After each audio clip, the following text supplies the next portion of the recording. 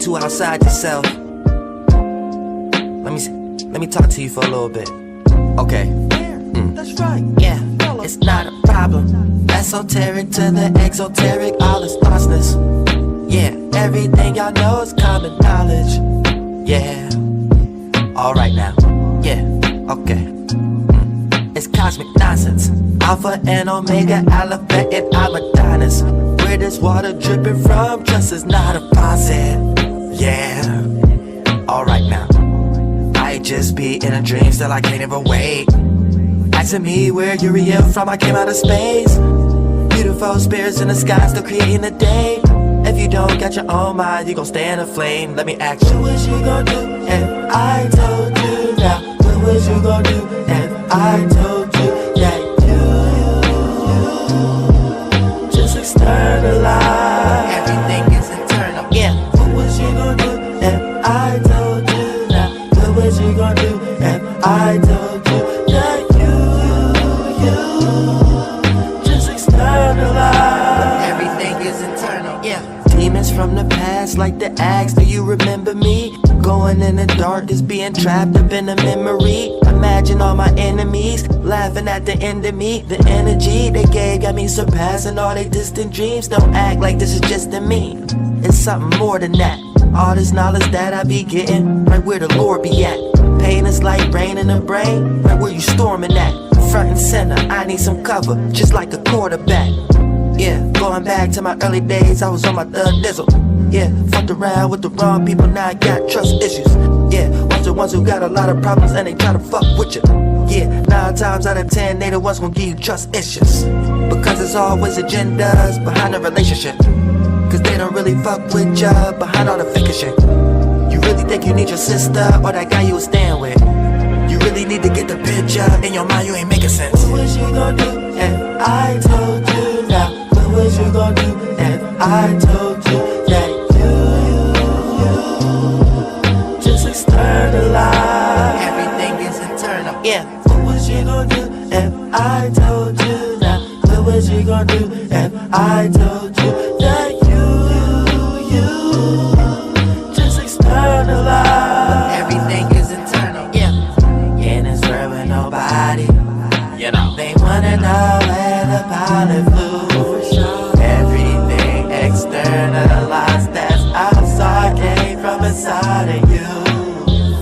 Gotta pick up their pieces, you know, but ain't nobody there to claim it. Soon's the puzzle completed, now everybody gon' be waiting. What the fuck, yeah? What was you gon' do if I told you now? What was you gon' do if I told you that you just externalize? Everything is internal, yeah. What was you gon' do if I told you now? What was you gon' do if I told you that you just externalize? Everything is internal, yeah.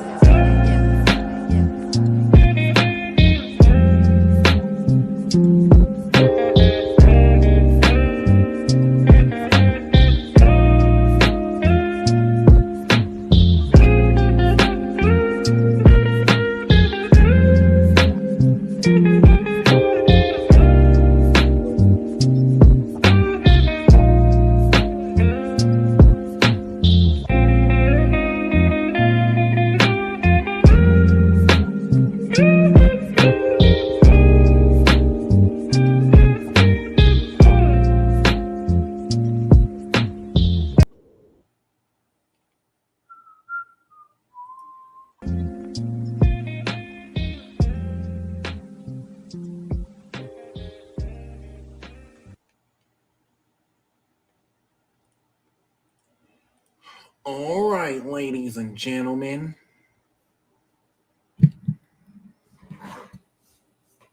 If you're familiar with my Mars and Cancer transit talks, then I think you know what time it is.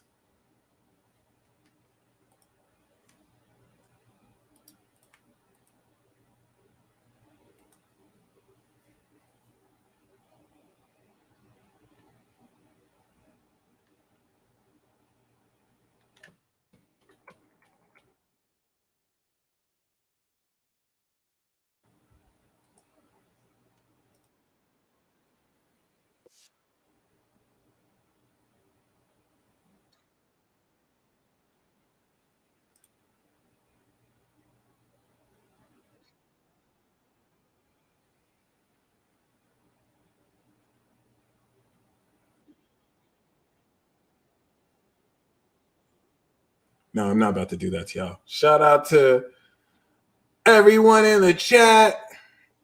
Transit Talk, Mars and Cancer. I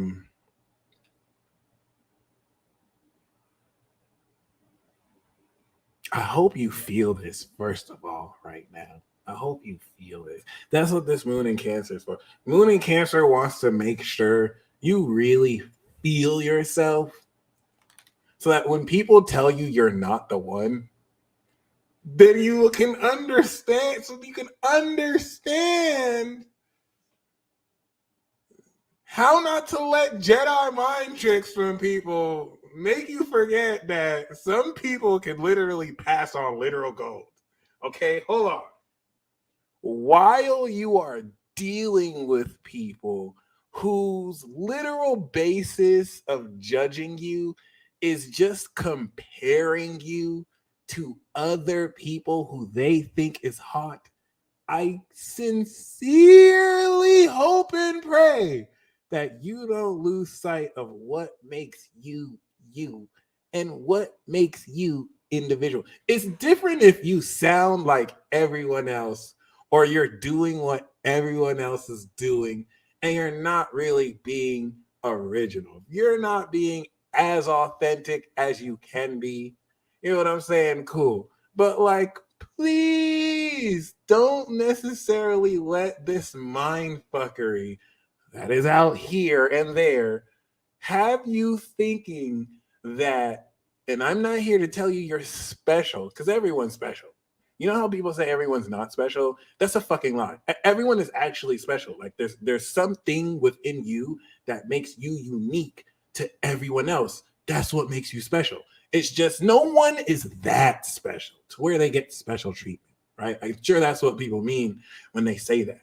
Anyway, I'm not here to tell you that you're special, but don't lose sight of what makes you you and why you, as an original or being authentic, are the one. Don't let and this Mars and Cancer transit during Aries season is going to remind you why you're the one. I mean, like you have Aries who are the one. They're like the archetype of the one, but like everyone has Aries in their chart. So like you're the one, like you're not the one. You're not the one for me to like start messing with, right? But you're the one. Like I was looking for you. I didn't even know. You're the one. And I don't think that a lot of you have actually really embodied that. Actually, I think some of you have. But like I don't think a lot of you have embodied that in a way that's actually true to you. Now that you're all coming into a deeper understanding of what makes you you. So not everybody is going to resonate with you. It's not meant to be that way. Not everything is personal, but listen, there is an understanding of nuances, bridging individuality with social interactions that help you feel microaggressions the moment they happen. Dynamics between others where on the surface there's a certain way things are being said versus what you really feel is happening. I hope in an effort to not fit in or give in to what's mainstream, you do not lose sight of what makes you you and what you know you feel. Because not only is your ability to feel into these subtleties, kicking it down with the Moon and Cancer and dignity, and powered through this transit, if you allow yourself to be utterly gaslighted, you can program into your subconscious a distrust of your own intuitive signals, which will really throw you off the rest of this Mars transit. This is the road to exaltation because Mars in its falling Cancer, where it likes to be in a more instinctual, raw, beat my dick off or just go in raw sign, like Aries. Not an emotional, do I feel like I want to do it? Mars is not like that. So this is not why this is this descent, but Mars is on its road to make it to the top of the mountain in Capricorn where it is exalted. Through the detriment of Libra, Mars doesn't like to be social. It likes to do its own thing. So, with that being said, you are diving in a very deep place within yourself where you have locked feelings away seemingly forever to resurrect that and have that drive you forward. So moving forward, you're going to start to notice more of an emotional and psychic pull behind what you do than ever. This will have you moody as fuck, heavily irritated if you haven't integrated this sense of peace. But the thing here is square Chiron and Aries. Please don't take the Libra approach, the psychological approach. Some of you might overthink this and feel like you have to respond maturely to things.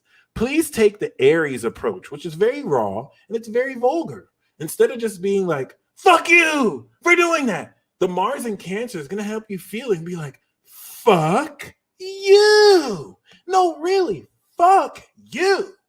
Do you notice how you can feel one? One is a bit more abrupt, like, fuck you. It's almost as if you don't even mean it. You just wanted to say it to hurt them versus actually feeling it. Like, you know what? Fuck you. Like, fuck you. Like, really? Fuck you for real. You see how you can feel one versus the other. This is what this transit is going to have you go through. And if, I don't know, oh, let me get this scamming ass person the F out of here on this Facebook. And if you try and take too intellectual an approach for this, you're going to look like this. You know, I shouldn't descend to this level of debauchery. You know what I mean? I should just forgive this person. No, that's just a reflection of me. Like, whatever, what I hate in that person, I hate in myself. Listen, if you want to be that bozo, you can miss out on all the fun. You want to be as messy as possible. And if you think I'm being sarcastic, really look yourself in the mirror. Do not forsake yourself. This is your shadow. This is your darkness. This is your authenticity. So make sure you really hit that fuck you motherfucker. I don't even really like you for real. You know that? Like, you see how you can feel that? This is not Venus, smooch, smooch. This is Mars. I will cut you in Cancer, and I will stab you extra hard because I really don't like you. You ever see those sadistic little girls who get in trouble for stabbing their mom? How you stab your mom, Cancer, 87 times? How you stab your mom 87 times and me in the courtroom? Like, yeah, what's up? I'm sorry, I had a lapse of judgment. That's Cancer. Like,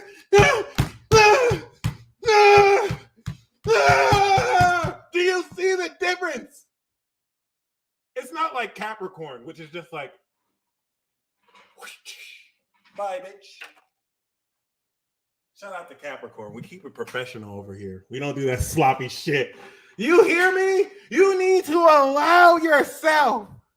Yes, be like Lady G. You must express this. It will drive you further into the 97% of water that is inside of you. And you can weaponize it. Oops. In the form of Nan and temper your will. So if you think of Hatsu from my Hunter x Hunters, you know that Hatsu helps you build, of course, through the four major principles, the tempering of your will. You could look at Mars as a form of Hatsu. So if you want to do Nen, the quality of your Nen might be your sun sign. But your Hatsu, it's going to be Mars. It's going to really heavily influence how you actually produce and act off of your power.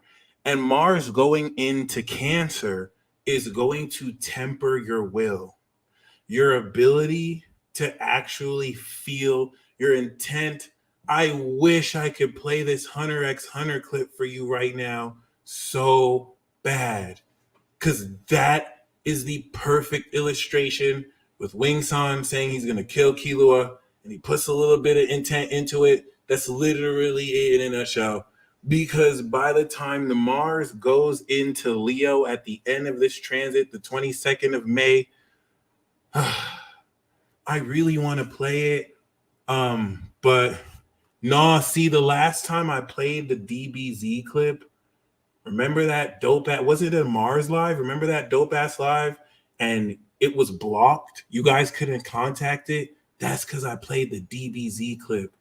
And I think they copyrighted the Hunter x Hunter clip, but they didn't block it. So I can play that. I'm going to get in trouble, guys, but I'll do it anyway. The illustration is necessary. They definitely gonna copyright the shit out of it, but fuck it. It is what it is.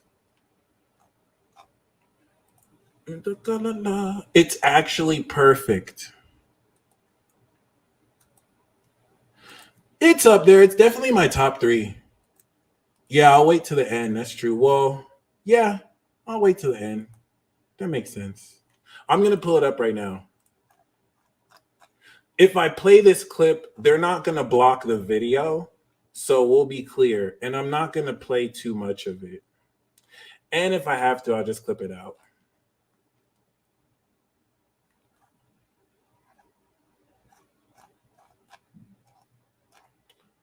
Oh. Mm-mm.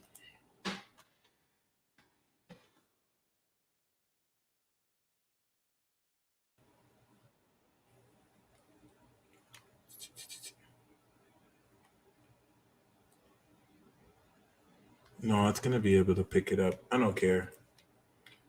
I'm gonna just have to show you this. Let me preface it before I show it to you.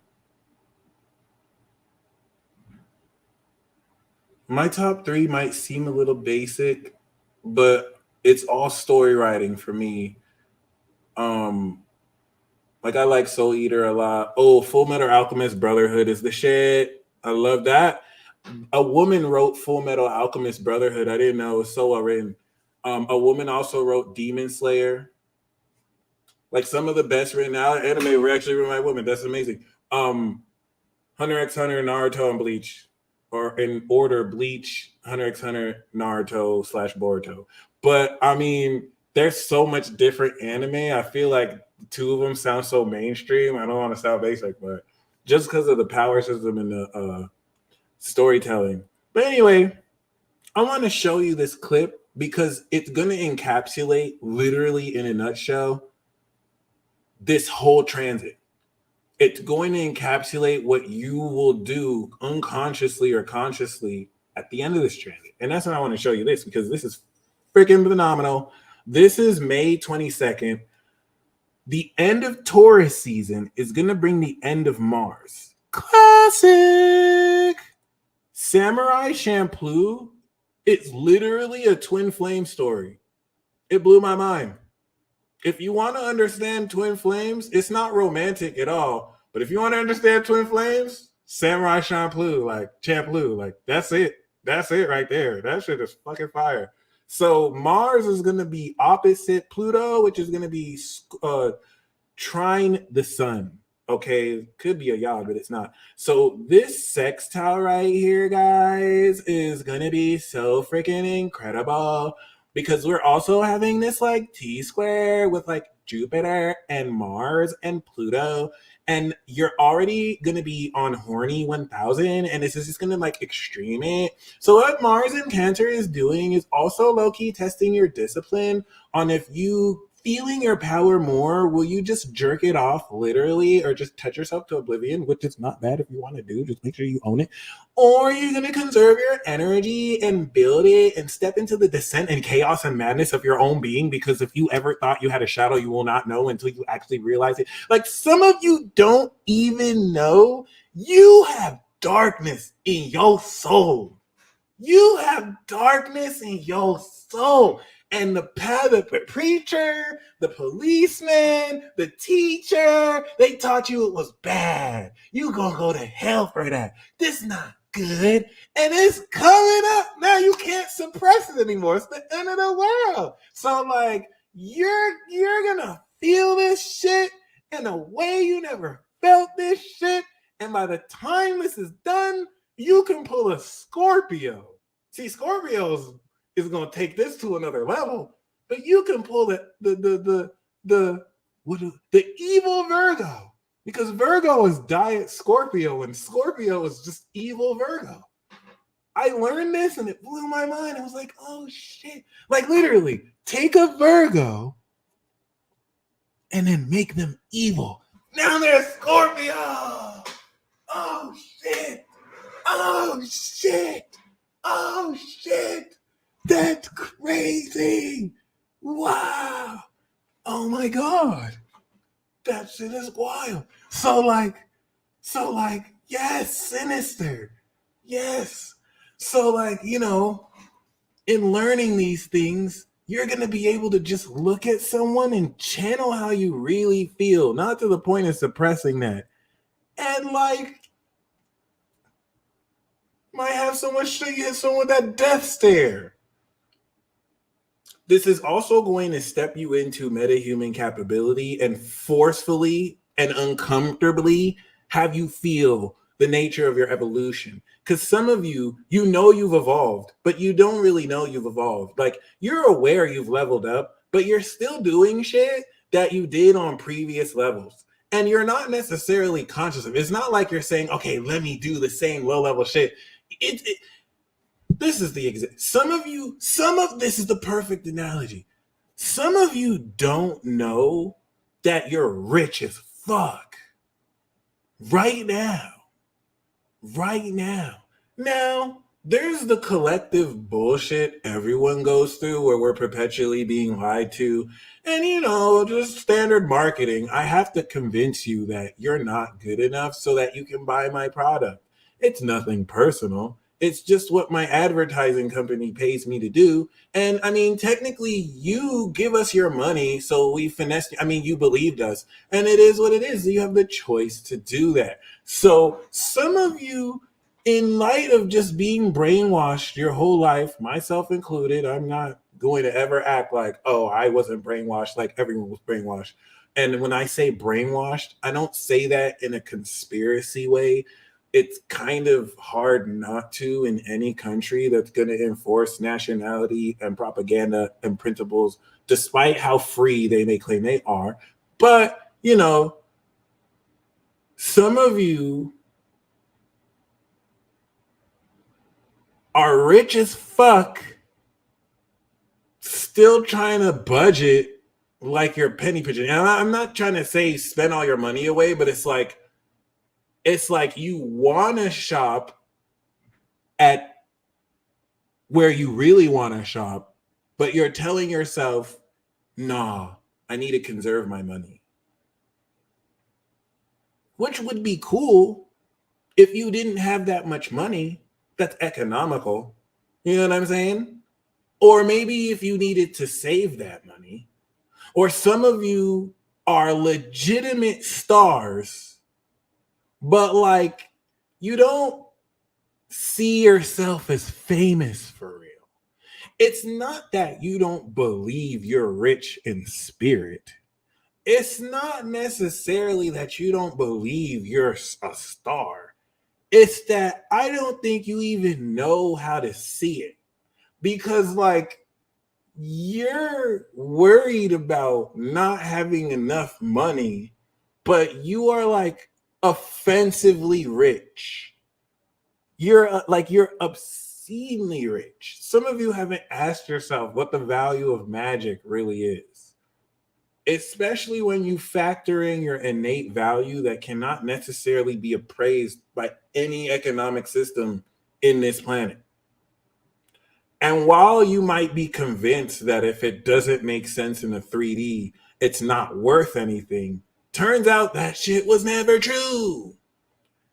Now Mars is in Cancer, and by you descending into this chaos, this is now beyond the realm of theory. It is becoming a fact. We are now integrating what you have activated. And when I say you're rich as fuck, you have value in you that you can command in the moment. It's definitively ready to change the way you look at how valuable you are by the time we step into Gemini season, and then Mars is literally moving forward in Leo with all the courage and swag of someone who understands that they got the fucking juice. They got the juice, because Cancer is the juice, and then Scorpio is the sauce, and Pisces is the okay. So like, I want you to look at this. Everything that this transit has started now, everything that's starting now is making its way to this. This is what it's all leading up to. Yes, I got your Venmo. Michelle, I also got your Venmo.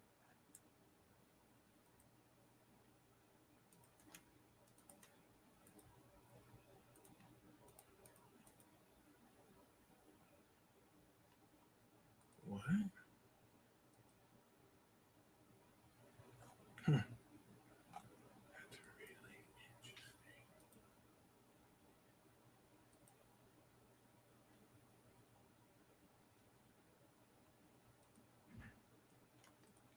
Nani? One moment, y'all. Nani da to. So yeah, this is what this is all leading to coming up into this day. And what I'm going to do my best to explain during this call is that you are getting ready to integrate the activation of power in a way that you'll feel more than you've ever felt. Everything up until this point was very subconscious, to where you're being motivated by these feelings. One really good analogy is like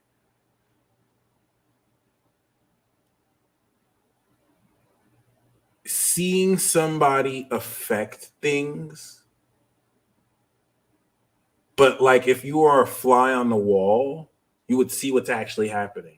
Meanwhile, like they don't know that when they got angry, the objects around them started to rattle because they were so focused in it, right? If they were a fly on the wall, someone would be like, holy shit. Like you don't know that when you fucking got so focused in that moment and said that person's name, in that moment, they're like, fuck, what the fuck was that? Like, you don't know what you don't know. This isn't necessarily trackable. It's not linear. Given non-locality, it's not something that any contextual, traditional form of like science or physics can necessarily track.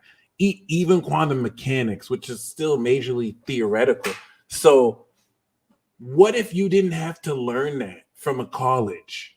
What if you were able to kind of deprogram yourself from this need to have everything peer reviewed and tap into your own intuitive source in your soul that, relative to your awareness and reality, is aligned to you?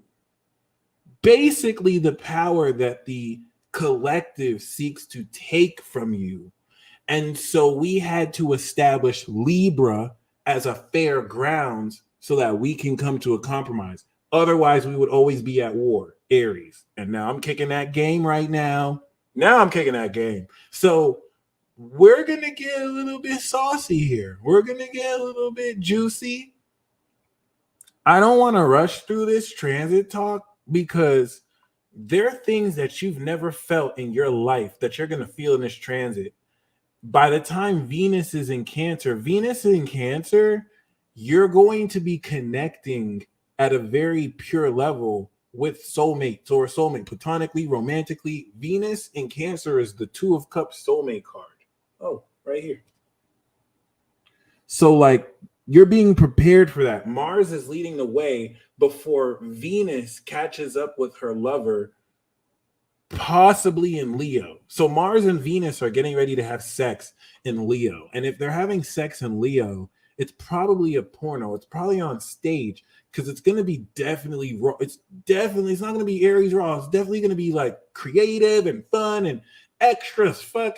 Or it could be in Virgo. So like that's happening. So like really keep in mind as the masculine and feminine archetypes in your life, externally, internally, meet together, you want to keep in mind this cyclical come up that's getting ready to be met together, because what it's going to feel like is pressure that's getting ready to burst. Ooh. So yeah, but yeah, but yeah. So the reason why this water passage is very important is because without the Cancer, your soda falls flat. Do you like a flat soda? That shit is trash. The reason why you like a drink is because of the depth of substance, where you can really feel it. Okay? You take Cancer out the equation, it just doesn't pop. It's just, I don't really feel it. Nah, that's just not it. You ever have sex with someone like that? Just put no effort, no emotion. It's like, are you even alive? Like what the I feel like you weren't really feeling it. Like you ever have sex with someone just going through the fucking motions? Like, why the fuck are you even here? Why are you even here? You know what I mean? Like, and sometimes we can feel like that. Sometimes we can feel like we don't necessarily. Sometimes we can feel like we don't even want to really feel a situation. So, like, thank you, boo. It's a pass. It's a no for me. Like, you get 1 out of 5 stars. 1 because you were there. You were still there. And even if you don't do anything, you are still there. But you get no more stars for me. So like, you want that mojo. We're going to get deep with this, guys. We're going to get deep with this. It's very important that Mars is breaking the mold. So everything that Mars is going through is literally like the jackhammer breaking that mold before Venus fills it in, before Saturn eventually cements it over. So like your private parts are leading forward. But like this is very important because like son, because and that's the cool thing about Cancer. Like you can learn techniques, you can learn about what to do, you can learn about this is nice to do, or you can just feel it yourself. And the body has a way of intuitively teaching itself. Doesn't mean you still can't get guidance from other people, but you have to be careful about the illusion of efficiency. Just because something works doesn't mean it's right for you. And when you get inundated in learning how to do things the other way or trying to sound like other people, you don't cultivate your unique way. Now, one thing I have to talk about before I really talk about it is some of you have literally locked up certain talents, or you don't necessarily take serious certain talents or gifts or powers because it doesn't make money, because it doesn't make sense to other people, because you just don't know where it belongs, and you're sleeping on yourself. And I don't mean sleeping on yourself in a sense where someday people will get it, bro. These idiots don't ever have to get it. Why would you sleep on it? It is your power, right? This Mars in Cancer is going to resurrect the shit out of that with the Aries square, and you're going to see it in its proper light and be like, wow, oh my gosh, I'm rich as fuck. Do you know what it feels like? Do you know what it feels like to tap into an inner water of life within you, to where basically you don't even need anything else but it? And with it, I want you to feel that right now. I want you to feel as if inside You had this source of power to where you didn't need anything. You didn't need anything outside of yourself unless you wanted it. Anything that you personally wanted, you can produce, you can create, you can align with. You have creation, which is stuff out of thin air, and then you have manifestation, which is aligning with everything that already exists. So, like, and I think Bashar said this, but like basically, when you're manifesting something, which is this Taurus energy, you're not creating it out of thin air. It already exists. That's the magic of manifestation. What you want to manifest is already yours. The fact that you desire it is proof. Now, whether that's right for you to desire it or not, that's between you and the presiding authorities you're around. I'm just talking about manifestation. What you want, it's hard for a lot of people to accept that because they let what they see blind them. The only thing that is true, and the key to understanding this Mars and Cancer transit, is that the only thing that is true is what is inside you. That's what you project outwards. This universe is not locally real. Local, meaning that it's not here, and real, which you can debate on realness, but it's not real like a video game you play isn't real. So that means the world within is the only thing that's true.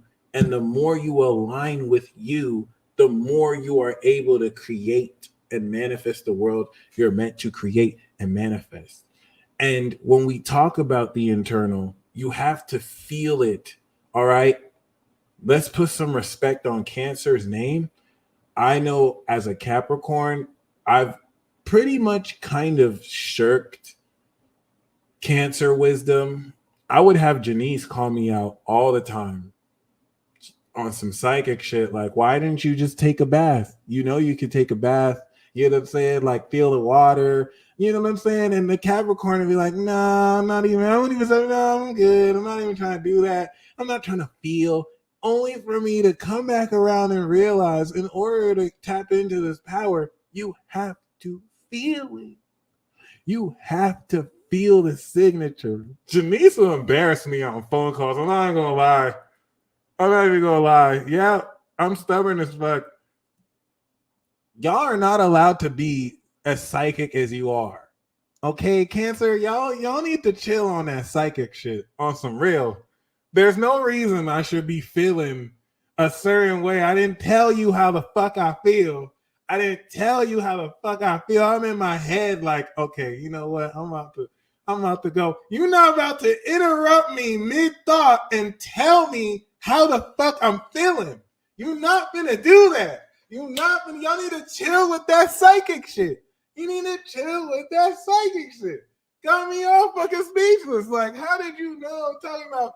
Ew, you feel like you want to lead the phone. I'm gonna need your attention here, sir. Like, excuse me. Like, excuse me. I was trying. You can't even let me be fake. What if I wanted to be fake?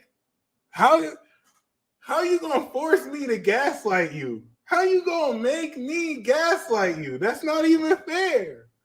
That's not even fair. Like, you need to chill. So, like, we're not doing that. And be very careful because with this Mars and Cancer transit, everyone's going to be doing that. Uncomfortably.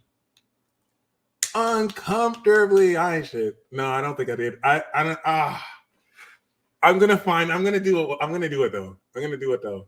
And I'm mad because y'all always be right. You and Libra always be right. It's not even fair. Anyway, yeah. You are going to be uncomfortably gaslighted in a way that won't even make sense to you at first. Like, you won't even understand why you feel the way you feel unless you're a water sign and you're like, been there, done that. But like, yes, until it starts to break through you and you start to understand the ways in which you're being invalidated. And I hate saying that because it sounds so soft. But like, here's the thing. Everyone and their mama uses the word gaslighting. So I want to be very careful about the context in which I mean this. Okay, gaslighting is very, very, very, very, very, very synonymous with the Cancer vibration. In order to understand the whole theme of gaslighting, I'm not going to necessarily say I'm a professional, but the reason why I want to highlight this is not in a way where you feel targeted. I want you to know it's something that relatively most anyone or everyone at a basic level will feel, because there's layers and levels to this. There's ways you are being gaslighted you may not even know. And gaslighted by meaning, and I don't even mean it in the conventional gaslighted in the sense where what I mean by this is gaslighted in the sense where what you feel is true is being completely invalidated, right? Shout out to Janice. In a sense where you're being mind fucked, almost to believe like you're the crazy one for just feeling and saying what's true. That is a very dirty definition. And I don't want to say that in a way where someone is willingly trying to fuck with you, because some people feel like it's that. And I'm trying to let you know it's on a deeper, nuanced level where some people aren't even intending to do that, but they are perpetuating narratives that do that. Some ways done in a way that is like very indirect. And whether thank you, a lot of it is subconscious. And now that we're talking about Cancer, which rules the sign of the moon, which is the subconscious, Mars is going to tower moment all of this. Basically everything that and that's why Mars and Cancer transits can suck, because everything that you've kind of pushed under the rug as far as emotionally is getting torn up. It's getting completely activated so that you can make it your own power. Okay, maybe if this had a supporting trine to Chiron, you know what I'm saying, you can kind of express this more classily. But this is the mechanics behind cursed energy. Cursed energy in Jujutsu Kaisen manipulates the dark emotions.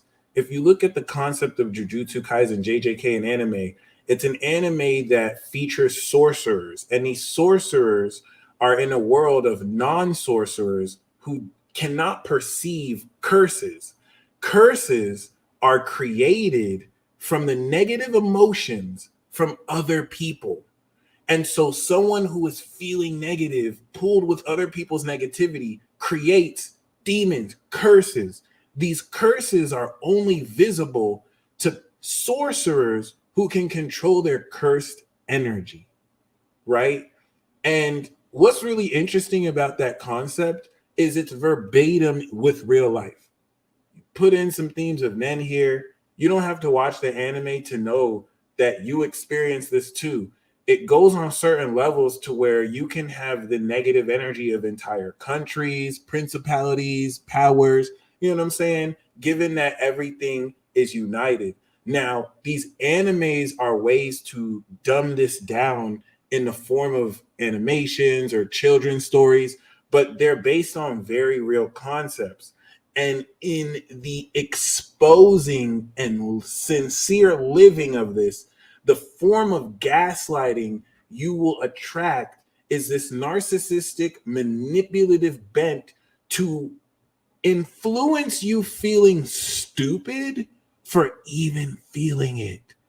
Almost as if you're like being a child, right? The people projecting this at you are playing their hand unknowingly by letting them, you know, that they're threatened by what you're doing and that they're weak little bitches. But personally, this is going to get messy before it gets dramatic in Leo.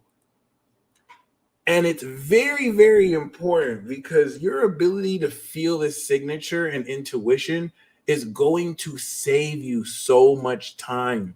You are going to know, especially now, if something is worth your time or not.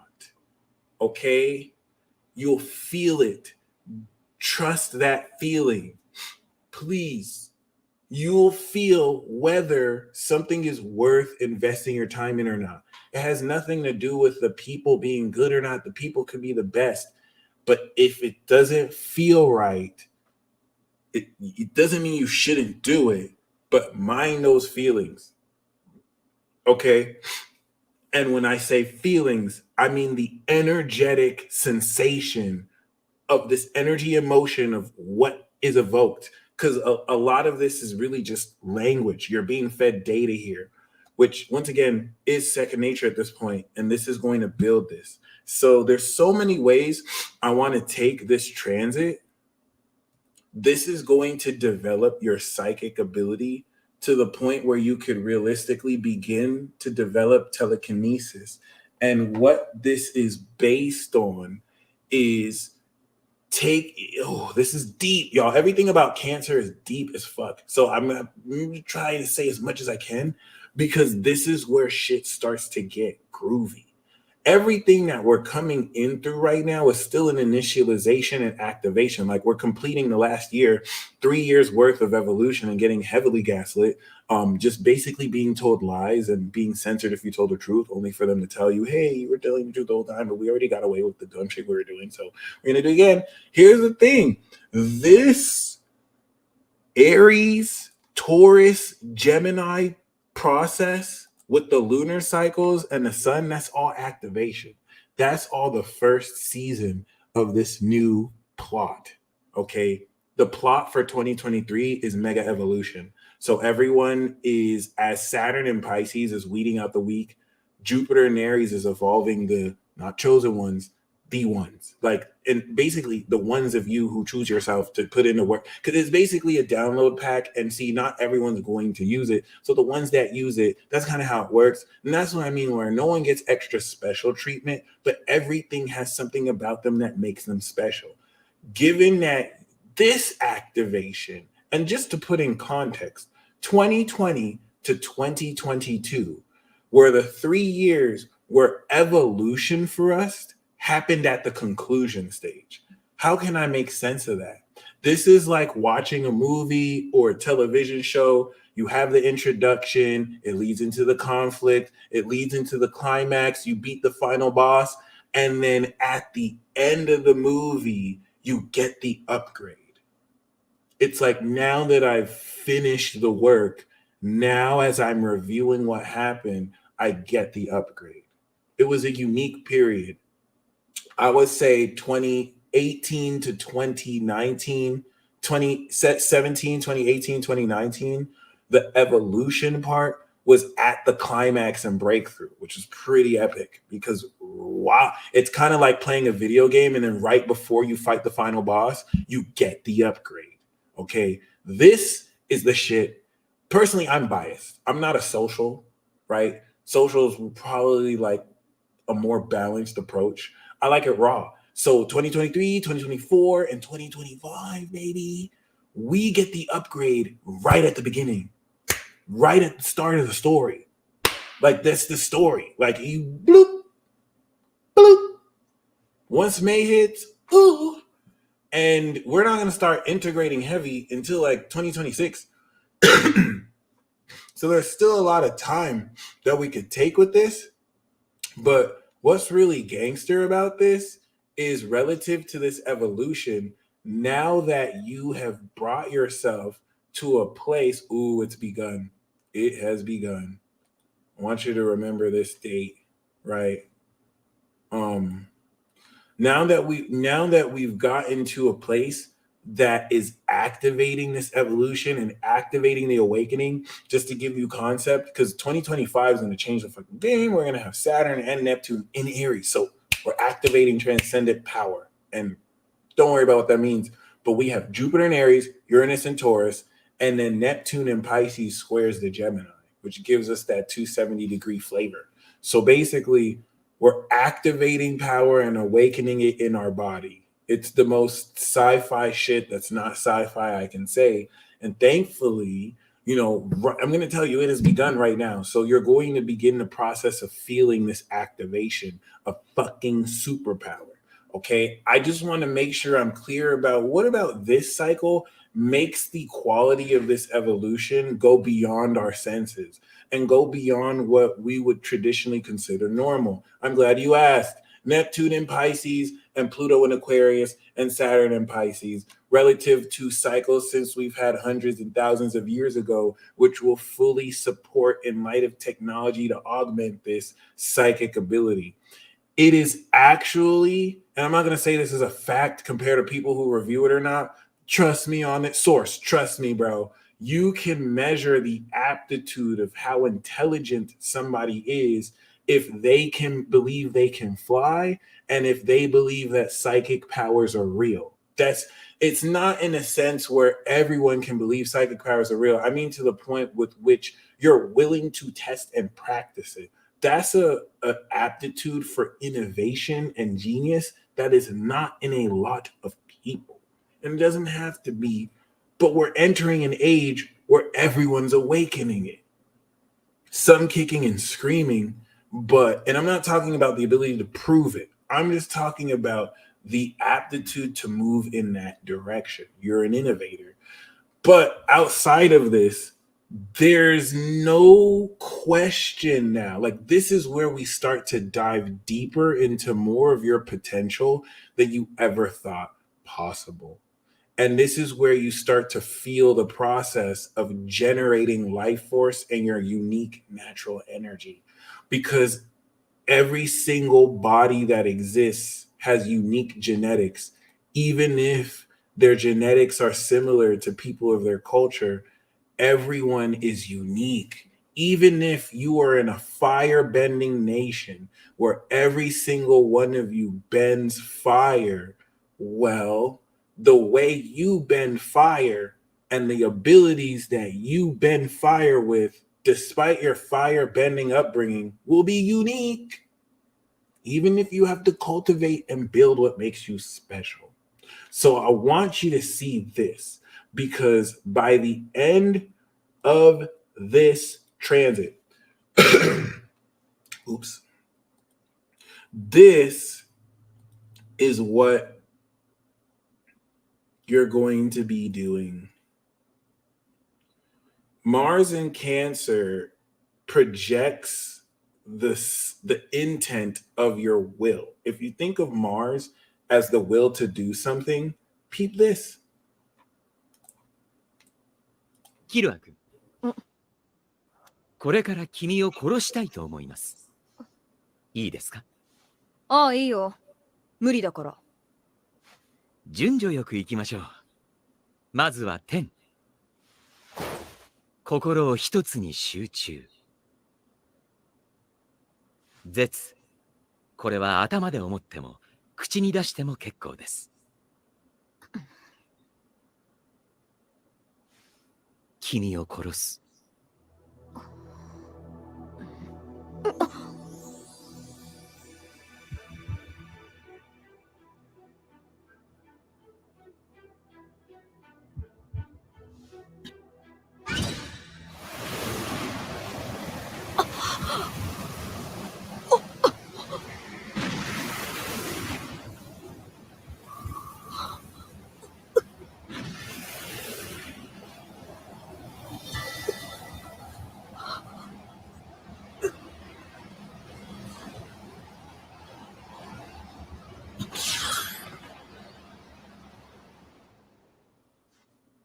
今のが連です。連、すなわち意志が強ければ、発、行動に足る。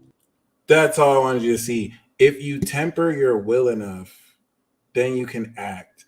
Although this is way more than willpower that's causing him to do that. I wanted you to just kind of see the whole nature of murderous intent and being able to project and channel your feels before you even take action on it. The only reason why I wanted to show you that is because personally, I want you to see the distinction between doing something versus feeling and tempering that will and doing it. That's the difference between Mars and Aries, who can just act recklessly off the fly, and Mars in Cancer that wants you to feel you do this from a deeply sincere and authentic place. Okay. So like the difference between that, between just like going very fast versus feeling your rhythm,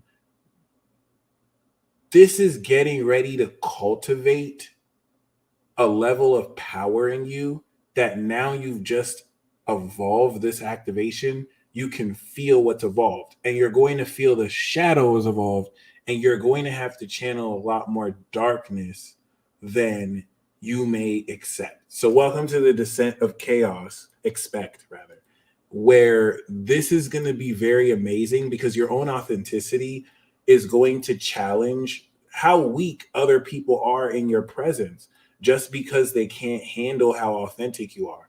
And I don't mean that in a superficial way, like, oh, people are just jealous of me. They're afraid of my swag. I mean that in a very objectifiable way where you will be able to pinpoint and isolate people being inauthentic, to where you can call it out, to where you can literally isolate it and be like, hey, look, you're being a bitch right here. And they'll be like, okay, yeah, that's true. So like, this is not a game, y'all. Like, be prepared for a very subtle level of spiritual warfare. Spiritual warfare equating to mind games between people, the essence of people's spirit that it exists. While you engage with people on a 3D level, there's what your souls are saying, there's what your spirits are saying. Some idiots don't believe this is real and will think you're lame for believing this is real.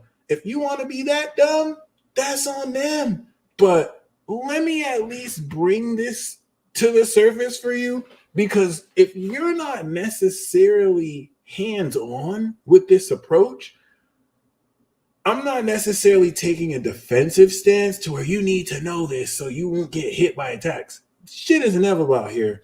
But this is the one transit where you want to dive as deep as possible to reclaim the inner treasure you have. Irrespective to what other people believe it's worth. And do be prepared for you to be challenged on how well you care about what other people feel it's worth. I'm going to help you see the way to see this, because when you understand that any opposing force that is even subtly challenging this is representative of a dark force that is only doing so that you are influenced not to believe in yourself. That's it. It doesn't have to be in this major conspiracy way where it's like, we're going to make sure they don't believe in yourself. But in a very chess master way where it's like, okay, relative to the layers of experience, imagine if I was a metaphysical, higher vibrational, dark ass entity, and I wanted to make sure you didn't believe in yourself.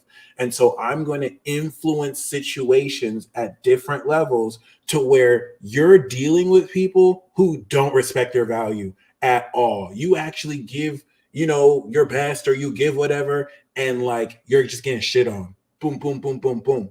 Only they're not powerful enough to force you to do it. Only you can decide to believe in that. But once you see it like that, you're going to look at it different. You're like, oh, okay, you're trying to try me. You're trying to test me. You think I give a fuck.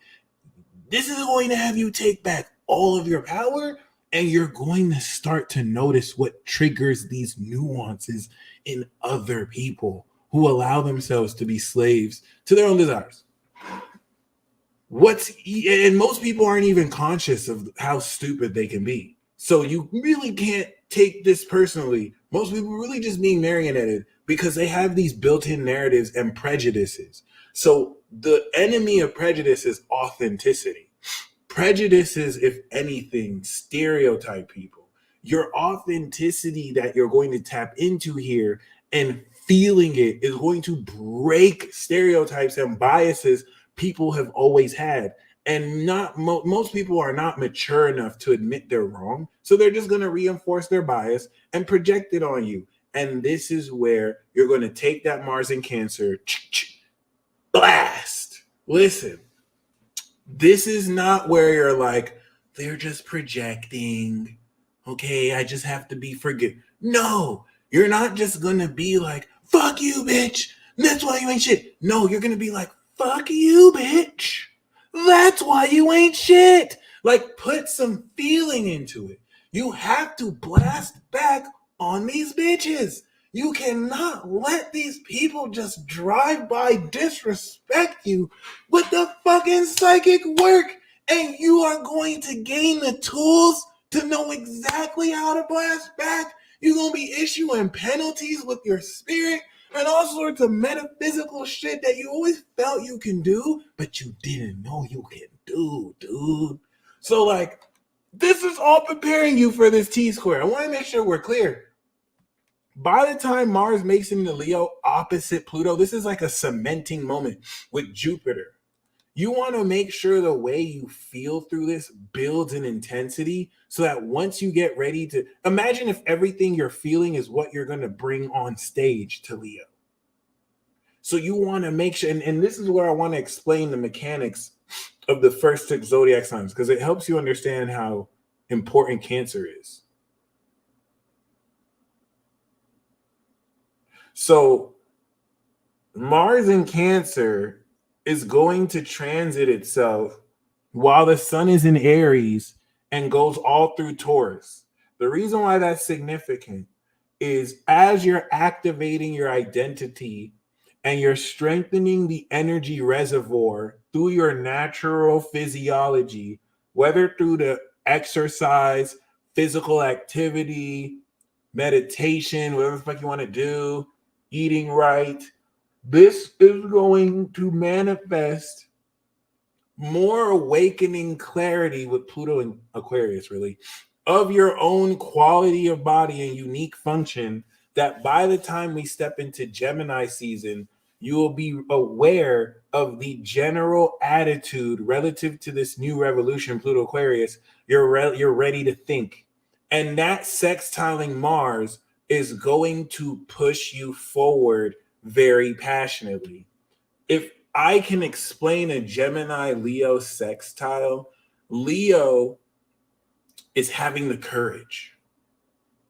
Mars in Leo was you stepping into the light and you having the courage to just be like, roar.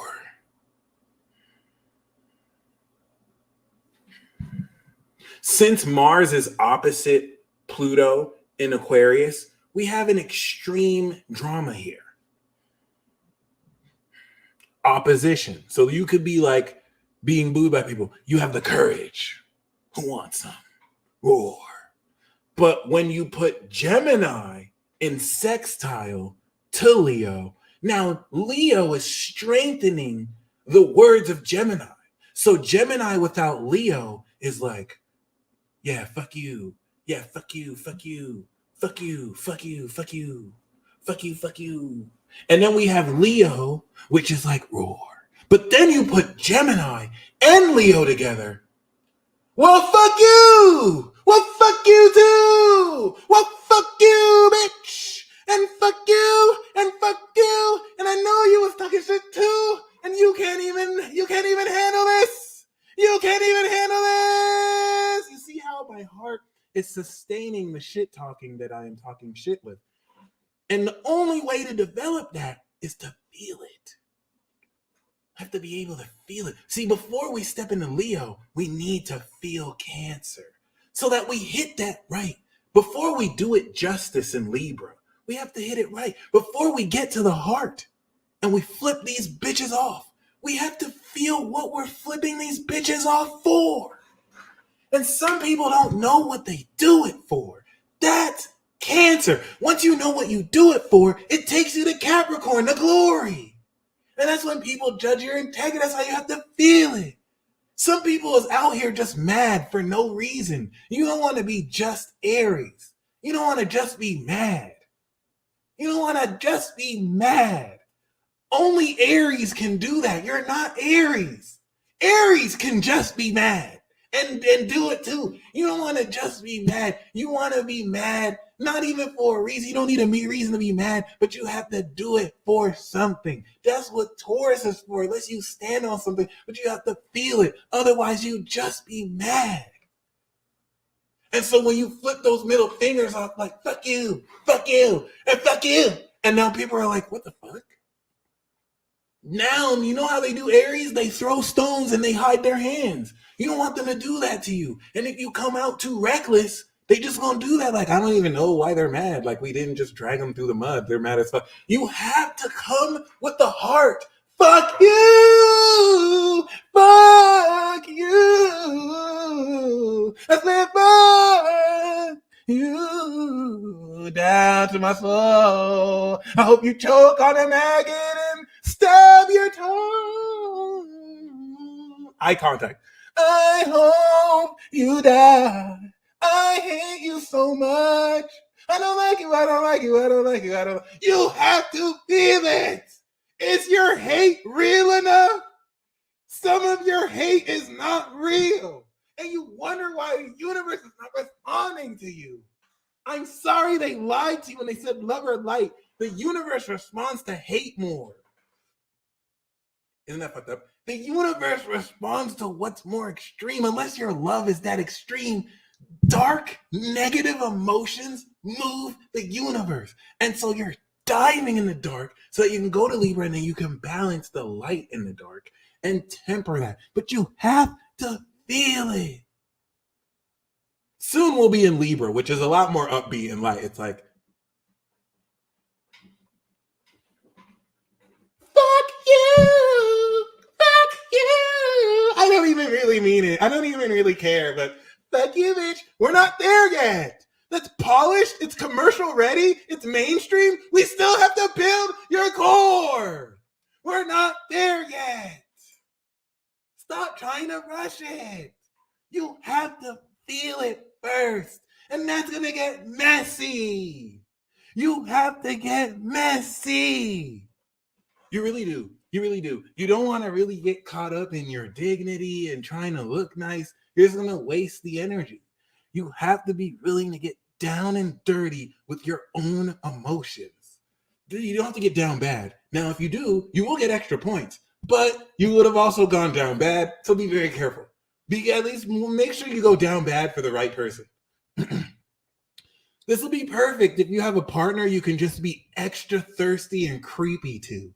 Like if they let you be creepy and thirsty and lecherous, be like, yeah, then this will be perfect. But not everyone has that. So what are you gonna do? Don't just watch porn.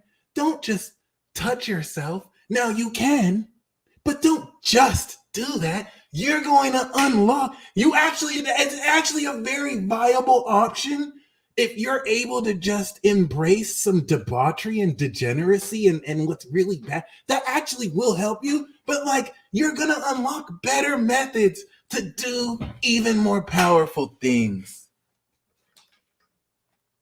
Okay. Shout out to Crystal. So personally, do you see how this is the opposite of Capricorn? Because Capricorn is suit, professional, and tie. I'm lying to you, but I have to uphold my image. Like, you know what I'm saying? Like, can we not keep this personal shit here? I should do it 5 minutes. Yeah. You could have emailed me this. Do you see the opposition? Let's go. I'm trying to talk to you. Let's go. I'm making $500,000. Like, it's different. We're not there. We're Aries raw and we're messy, Cancer. And then home is where we can be messy because that's where your 3-year-old baby took a shit on the couch and now you have to be like, fuck. See how you feel that? No, you're too young to chastise. No, you don't even know what you did. You see how you feel that with every core of your body? Like, why the couch, you stupid little baby? Oh, and then of course when you're outside, it's like, oh, I love this baby. Yes. Oh, this is my wonderful. When you're inside, stop doing that. Why are you doing that to the wall? You see how you feel that? See, if you're a mother, this is gonna be a piece of cake. If you're a mom, because Cancer is a mom, all the moms are like, peace dealer, come on, this is like my Tuesday. If you might need to fuck around with a mama. You might need to fuck around with a mama or a baby mama. Like, this is it. If you know, this is going to be hard for you. If you live with your baby mama or a mama, or you with your mama, like this, That's basically it. Cause they live this shit. They live this shit. They have to deal with feeling like a lot of shit. I didn't even realize how it correlates. That's crazy. So like you have to get militant with your own feeling. You're gonna be able to weaponize your own emotions. And this is where you realize your feelings have special, unique attributes that no one else has. Like that's why Cancer gets really special. Cancer's specialty, Scorpio is rare quality, and then Pisces is legendary experience, right? So you want to really think about the nature of special quality and what makes your power and energy and character special, right? The reason why everyone sounds the same is because people are pitching to sound like what's hot. It takes cultivation to really dig within and cultivate. You have to cultivate it. You have to feel it and integrate it. Many people kind of expect it to just happen, but the time you're taking with it during this transit is so powerfully establishing this in ways you could never imagine, which the best way relative to this transit I can say square Jupiter and fucking Aries is a definitive evolution of the way coming into the rest of the year you integrate your will and what you can do with your will. So this ability to temper your will is not just happening out of nowhere. I just want to show by the time we're at May 22nd, you have mastered your ability to temper your will. Mars and Leo now is going to help you practice how to act off of that will. So instead of just doing something, you've learned how to temper it. So now you can do it with swag. Now you can just be like, yeah, suck my dick. What's up, bitch? You can be as corny as you want. It doesn't matter. Just be like, motherfuckers on my dick. Y'all can't mess with this. Yeah. And the only difference between Leo and Libra is just Leo with choreography. When I learned this, it blew my mind. Literally, Libra. Only difference between Libra season and Leo season is what you do in Leo season. Motherfuckers on my dick. In Libra, you're gonna have like 3 backup dancers behind you. They're like, and you have a little bit of synchronized dancing that you practice through Virgo season. I swear to God. Virgo season is where you practice your moves with your team. Then you present. That's it. They're literally the same person.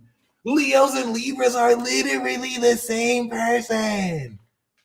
Literally, Libra is just a much more balanced, cooperative Leo. It's amazing. Yes, Leo is just the main character of the music video, but like Libra is the choreo. I can't. It's amazing. Some of y'all should be mad at that. If you're a Leo or a Libra, you should be mad at that. Actually, I have no business saying that. That is crazy. Leo, you should be offended, Leo. That I said that right now. I'm so mad some of you are not offended. Libra, you should think that's funny. I don't think you care. But Leo, you should be hella offended. I should have no business saying that. Oh, shit. Anyway, the Libra gang. So, yeah.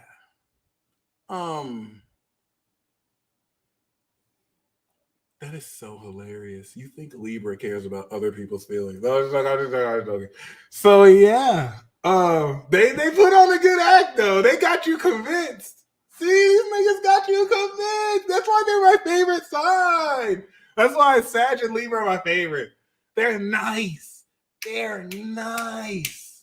They don't even hit you with the what was your name? They be remembering your name and shit. Libra's nice. Got you convinced. To be fair, yeah, they don't have a choice. They kind of have to. But like, yes, Libra is the A&R that knows your song is trash, but they're like, like it's different. Like, it just needs It just needs, it doesn't stick out to me, but like, bitch, you know that shit is trash. Tell him the truth. Tell him the truth. I'm sorry. I'm being very toxic right now. So yeah, I like to think of Cancer, if your body is a vehicle that functions all these programs, magic spells, powered by your originality and character, which shows your behavior, how you drive it. Cancer is the fuel. Cancer is the fuel. Taurus and Scorpio is the quality of the fuel. Are you a basica? Do you just use the basic, or are you premium?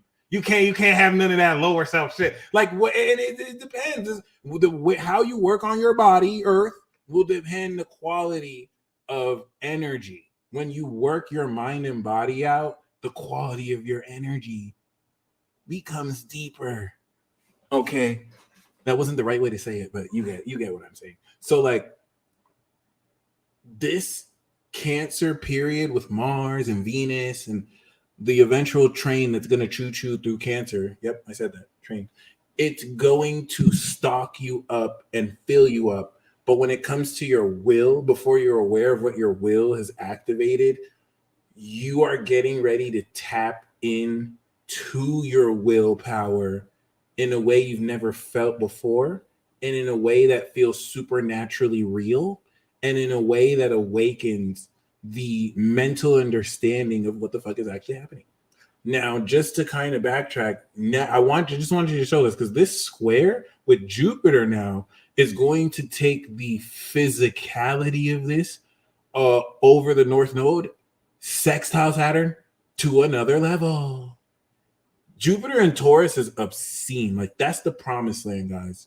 Some of you are about to make more money than you ever thought possible, but it's not about the money. This coming into May, once we step into end of May and Jupiter hits the Pluto, right? That's the push button, fixed, cross, and start. That's going to make it more clear than ever while you're in Gemini season, moving with Mars, that you're super rich as fuck. Some of you heard me say that, like, you're super rich, but like, I don't think you really know. I think you believe it, right? I think you believe you're super rich, but I feel like you believe it in a metaphorical sense, that I'm saying you're valuable, right?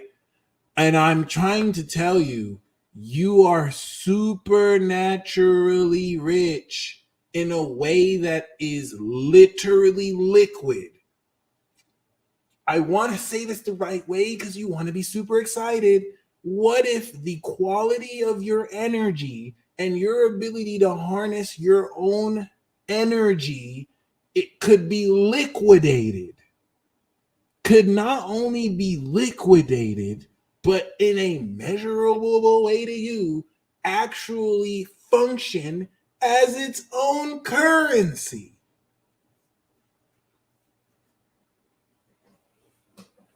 Because not everyone's going to tap into this. They're just going to give their own fucking power away because they don't feel it. They don't believe in themselves. They think this shit is bullshit because they gave into the agenda and the programming.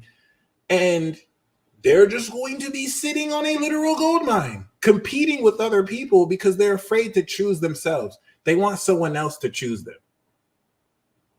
I'm going deep today. I have to do Cancer justice. Because people be sleeping on Cancer. Because people sleep on Taurus. Because people sleep on Pisces. They don't believe in themselves. If you don't believe in yourself, Pisces, you're not going to believe you have any value. And then Scorpio is going to come through and take it from you. And that doesn't make Scorpio evil. I mean, Scorpio is an analogy for society. Scorpio teaches you to draw boundaries, because if you don't, this is the wisdom of Scorpio. If you don't draw boundaries, then other people will take what's yours without you knowing what it's actually worth. And gaslight you to feel like this ain't worth shit. You're not worth shit. I just keep coming back for more every day, but it's not worth anything. Even though I can't even live without you, but you're not worth it. And some of you are letting them people do that. Like, excuse me, bitch, boundary. Yesterday's price ain't today's price. Oh, your shit's not even worth it anyway. Bye, bitch. Then go find someone who it is, broke ass. You can't afford me, I guess. Yes! Take that power back. Take that power back. All right. Scorpio is definitely a necessary evil. And in order to understand the necessary evil, right? Like you have water and then you have Coca-Cola. You know Coca-Cola isn't good for you. You know alcohol isn't good for you, right? You have water. You have certain people like somebody compared, I'm not going to say the names, but Scorpio is like literally liquor, hard liquor, right? And then you have water, which is like Cancer, right? But Cancer could be liquor too. Let me not judge. Scorpio could be pure water, right? But the necessary evil that Scorpio is, which you have in your chart, could be akin to like, water versus hard liquor, right? Water is good for you, right? Water is good for you. But like the right saucy liquor, the right liquor will get you saucy.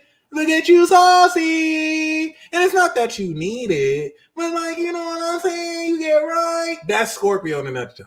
Scorpio could be like pure water or it can get really saucy. You know what I'm saying? And like, it's not good for you. It's literally not good for you, but it's a necessary evil.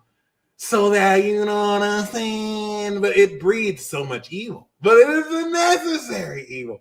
That is actually perhaps a horrible example. I like that, Rabbi Yaakov. That's probably a horrible example. But like, you know what I'm saying? Like, this way we don't have to like demonize the little sign of demons. But like, energy in any of these ways. I'm saying that psychologically, especially when you look at the nature of things, so that you can accept them instead of more, be a victim to it, right? So anyway, I wanted to just kind of lightly touch so far, I love that, on,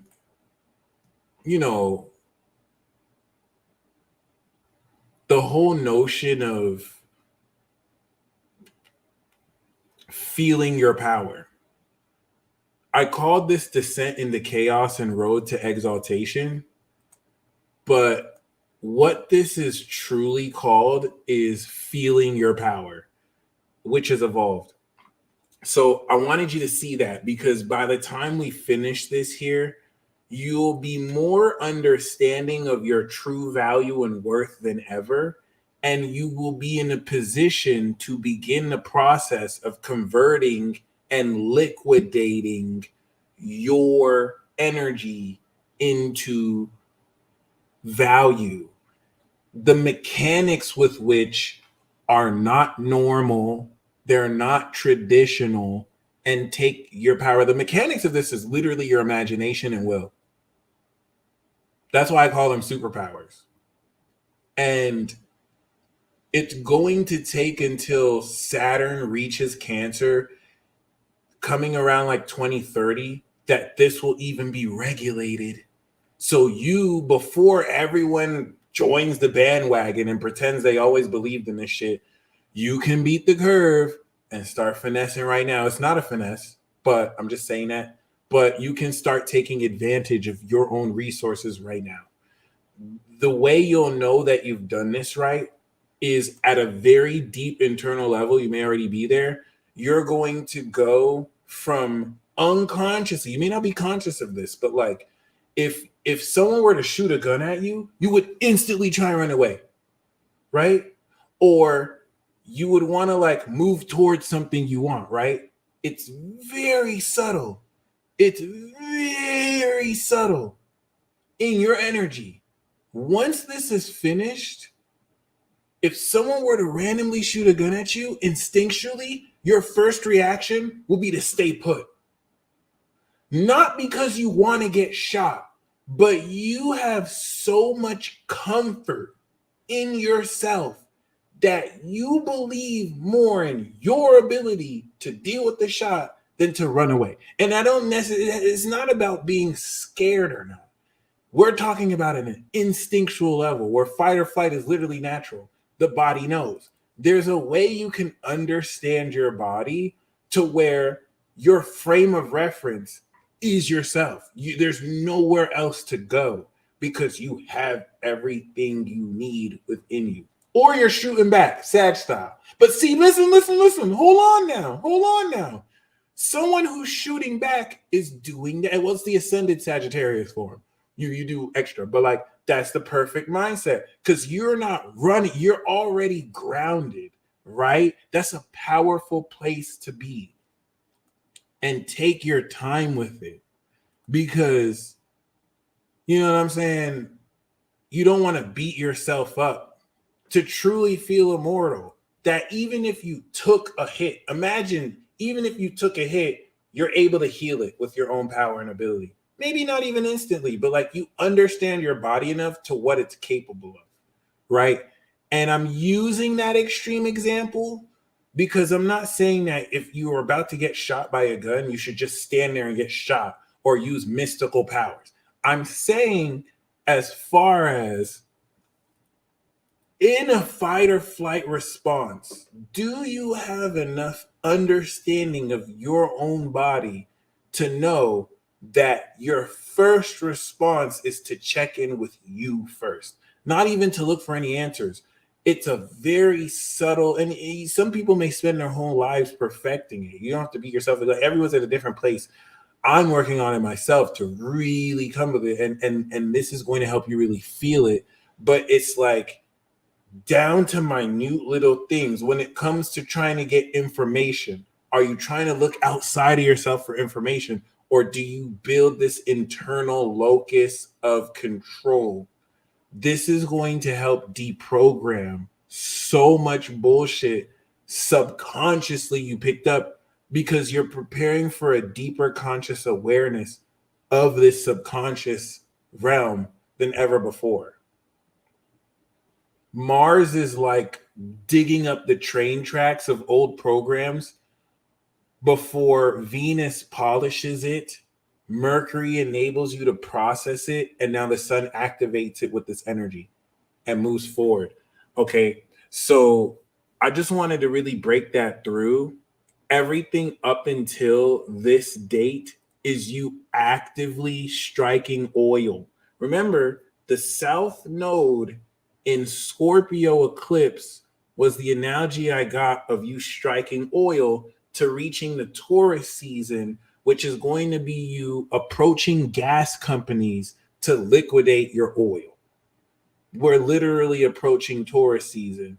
So by the time we reach May, this at the end of Taurus season, you're already have liquidated this and you're going to move into more complex nuances of liquidation.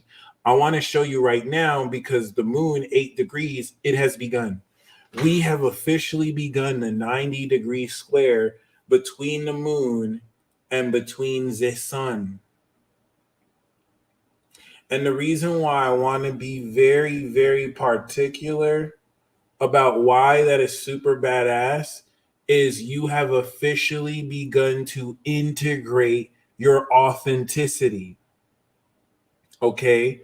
Ain't that crazy? So relative to the authenticity, you're getting ready to feel the inner sauce that you have within you, Sauce Walker. That you have the juice within. You're getting ready to add more creativity to the nuances with which you express yourself beyond just a superficial way, thinking about yourself and doing. You're coming from a deeper place. They can feel the middle finger you're flipping them off with without you having to say it. F you. And that's a power that you need to temper your will to step into. And it's going to feel exhilarating. Messy as fuck, but exhilarating. Super exhilarating. It's going to literally feel like you're channeling your own personal energy. And the only reason why it didn't feel as thick like it does now is because Uranus had not progressed sufficiently through Taurus enough for Jupiter to evolve your expanded awareness of who you are.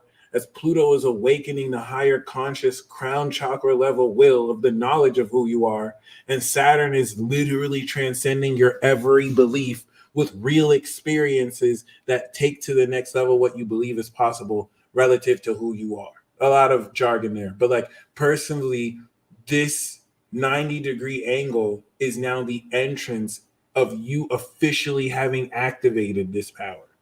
Now you're in the process of feeling how to use it. So this is where it really starts, because activation, you activate it, but it's this integration that fully brings it out. So you actually see what you're working with before you present and break it through. And this is the 90-degree angle where we have officially broken the seeds through the ground. So a week ago, you planted seeds to activate new power that with Jupiter is evolving to the next level. Okay, so with this Jupiter square right here, now that we are legitimately 90 degrees from the moon to the sun, those seeds have now broken through the ground. And in a week from now, we're going to harvest these plants in the form of demonstratable powers that, in demonstrating it to others in light of social context, the pressure from others socially will break us through the utilization of those powers to the next level. And so the breakthrough of these seeds relative to this transit is you feeling what that power is, because your power does not feel the same way as the other 404 people watching this right now, which doesn't feel the same way as every single other person. It is recognizing your own signature that helps you feel what others feel like relative to how you feel, and in now experience gaining understanding of how other people feel. Okay. So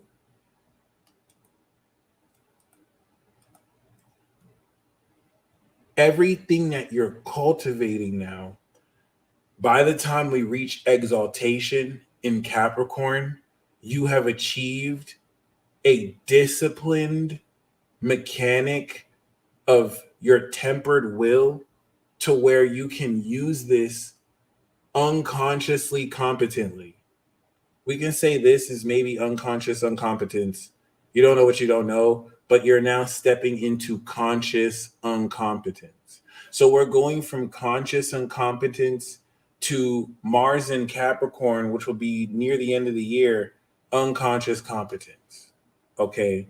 You're aware now of what you suck at doing, and you're about to now exalt this to a way where you're so good at doing it, it's second nature. It's fully disciplined. That's the pipeline. And I think this is the most important part, because this is going to be the joy that comes into actually feeling this. You are integrating power now that once Mars goes into Leo May 22nd, you're going to have the courage to express socially. And now that social pressure will strengthen this the more you have courage to express controversial qualities, square Uranus, of what it is you're projecting, expressing, creating. And then it's going to go into Virgo. You're going to master it. So Mars has officially entered the integration phase of power.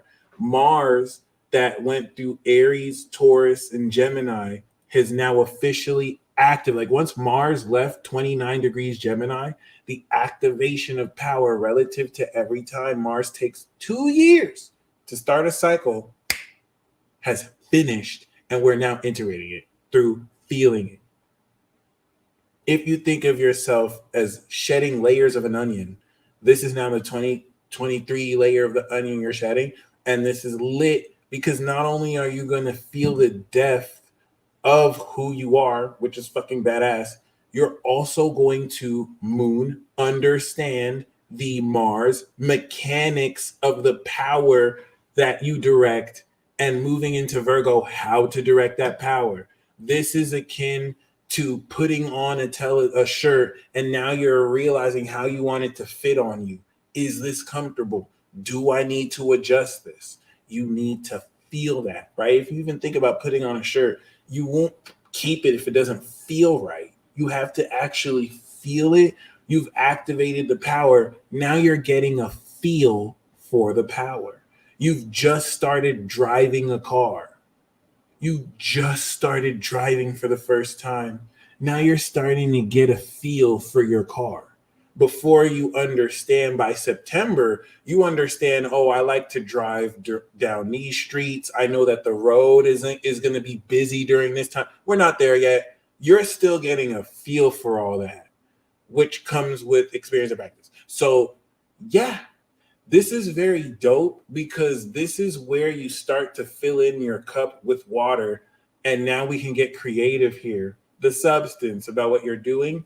This is also going to be the revelation of secrets that tie into your ancestry and specific specializations that will help you understand through just your own feelings what certain things are. And so with the Neptune trine, the way these things are revealed are highly occult, very hidden, very sequenced through synchronicities, almost as if you're being revealed this in secret, which will add greater nuance to your character than ever. Let's take this a step deeper. Because this is going to be sextiling this Taurus Uranian awakening energy, your body will be moving more on its own than ever. Imagine if you were playing a video game where you get intuitive nudges in a sense where it's like easy to miss. Hey, listen, if you're not necessarily tuning into it. Imagine if those nudges are like pulls, like, whoa, holy shit. Like you ultimately have to will to follow it, but you feeling them. It's like, whoa, what? It's like, you don't want me to go. Like you're aligning with this to where you don't necessarily just get nudged, you're proceeding to nudge. But before you align it, because you have evolved your concept of yourself, the volume of spiritual energy or soul magic, whatever you want to say, the volume of energy that you can harness has also evolved. So you have latent energy that you have to integrate by using it. Now, let's also talk about the actual function of physically manifesting your energy so that you literally through your mind can choose whatever you want to do with it. You're going to understand the specialty of your power. Everything that we just activated right now was really more the base, right? The ability to just channel chi that everyone can do. You're getting ready to understand what makes your ability to do that unique. The properties of your own energy that enable you to begin the road to Virgo to develop your unique technique. Some of you have perfected the smack a bitch no jutsu. You don't even need to use hands. You could just smack them with your energy. Someone says something slick, you just smack them with your energy. You're like, whoa, what was that? And I'm like, wow, what was that?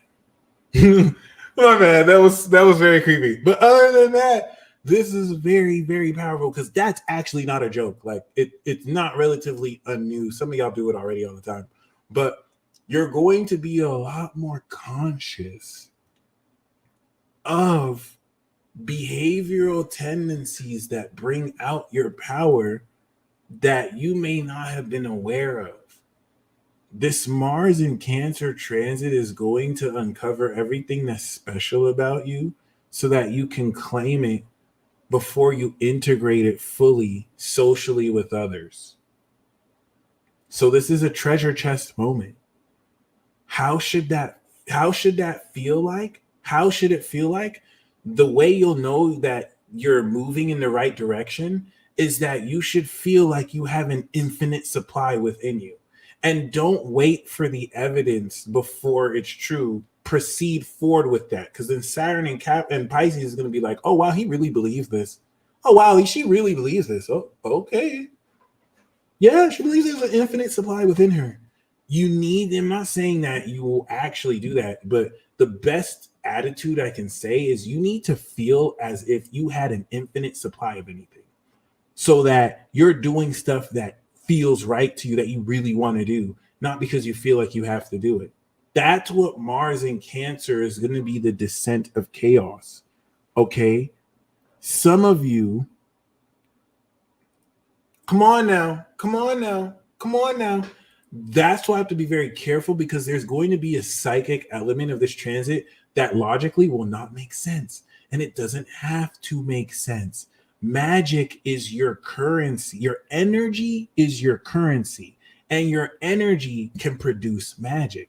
So you're going to understand more the feeling of this power you have, and Cancer is going to reveal to you how, hey, this magic, they're a Virgo. They can do the earth magic really well, but you're actually better at this water magic.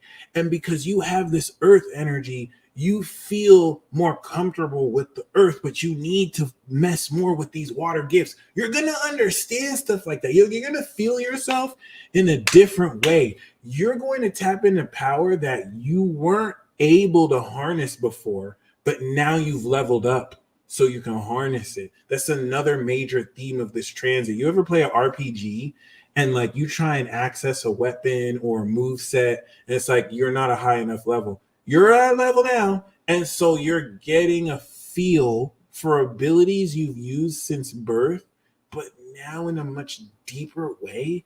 That, let's use this analogy, which is not an analogy because Julie G is out here giving you the blueprint.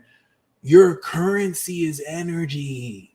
Your true currency is energy. Everyone has a unique energy structure and a specialty about them that makes them unique to everyone else. It's the energy you consume in a slave-like fashion that has you work a 9-to-5 or any job against your will and feel like you actually need to. That's a form of magic.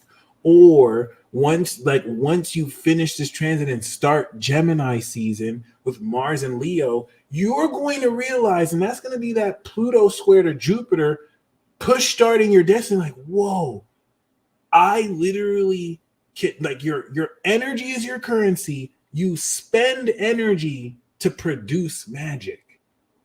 So imagine if your body was a generator, and as long as you pay attention and focus, you pay attention, energy goes where focus goes, you can produce magic. Some magic may take more energy with which you may need to rest. Some of you have built your body to where you got it infinitely. Everyone's different. So please, thank you, Julie G. It's unreal. And because it's so unreal, it's easy for a materialist reductionist society to gaslight you and make you feel like, really? You really think this is real? Please. You're biased. You're lying to yourself. You're making yourself see these synchronicities. That wasn't magic. You're just basically, these people are paid to do this. While you think they don't believe in magic, they use magic themselves. They're dark magicians. So like, no one doesn't not use magic. That's the thing. Magic is a fundamental principle of life. Everything is magic. You're never not manifesting. You're never not creating. Magic isn't something you choose to believe in. You're either aware of it or not.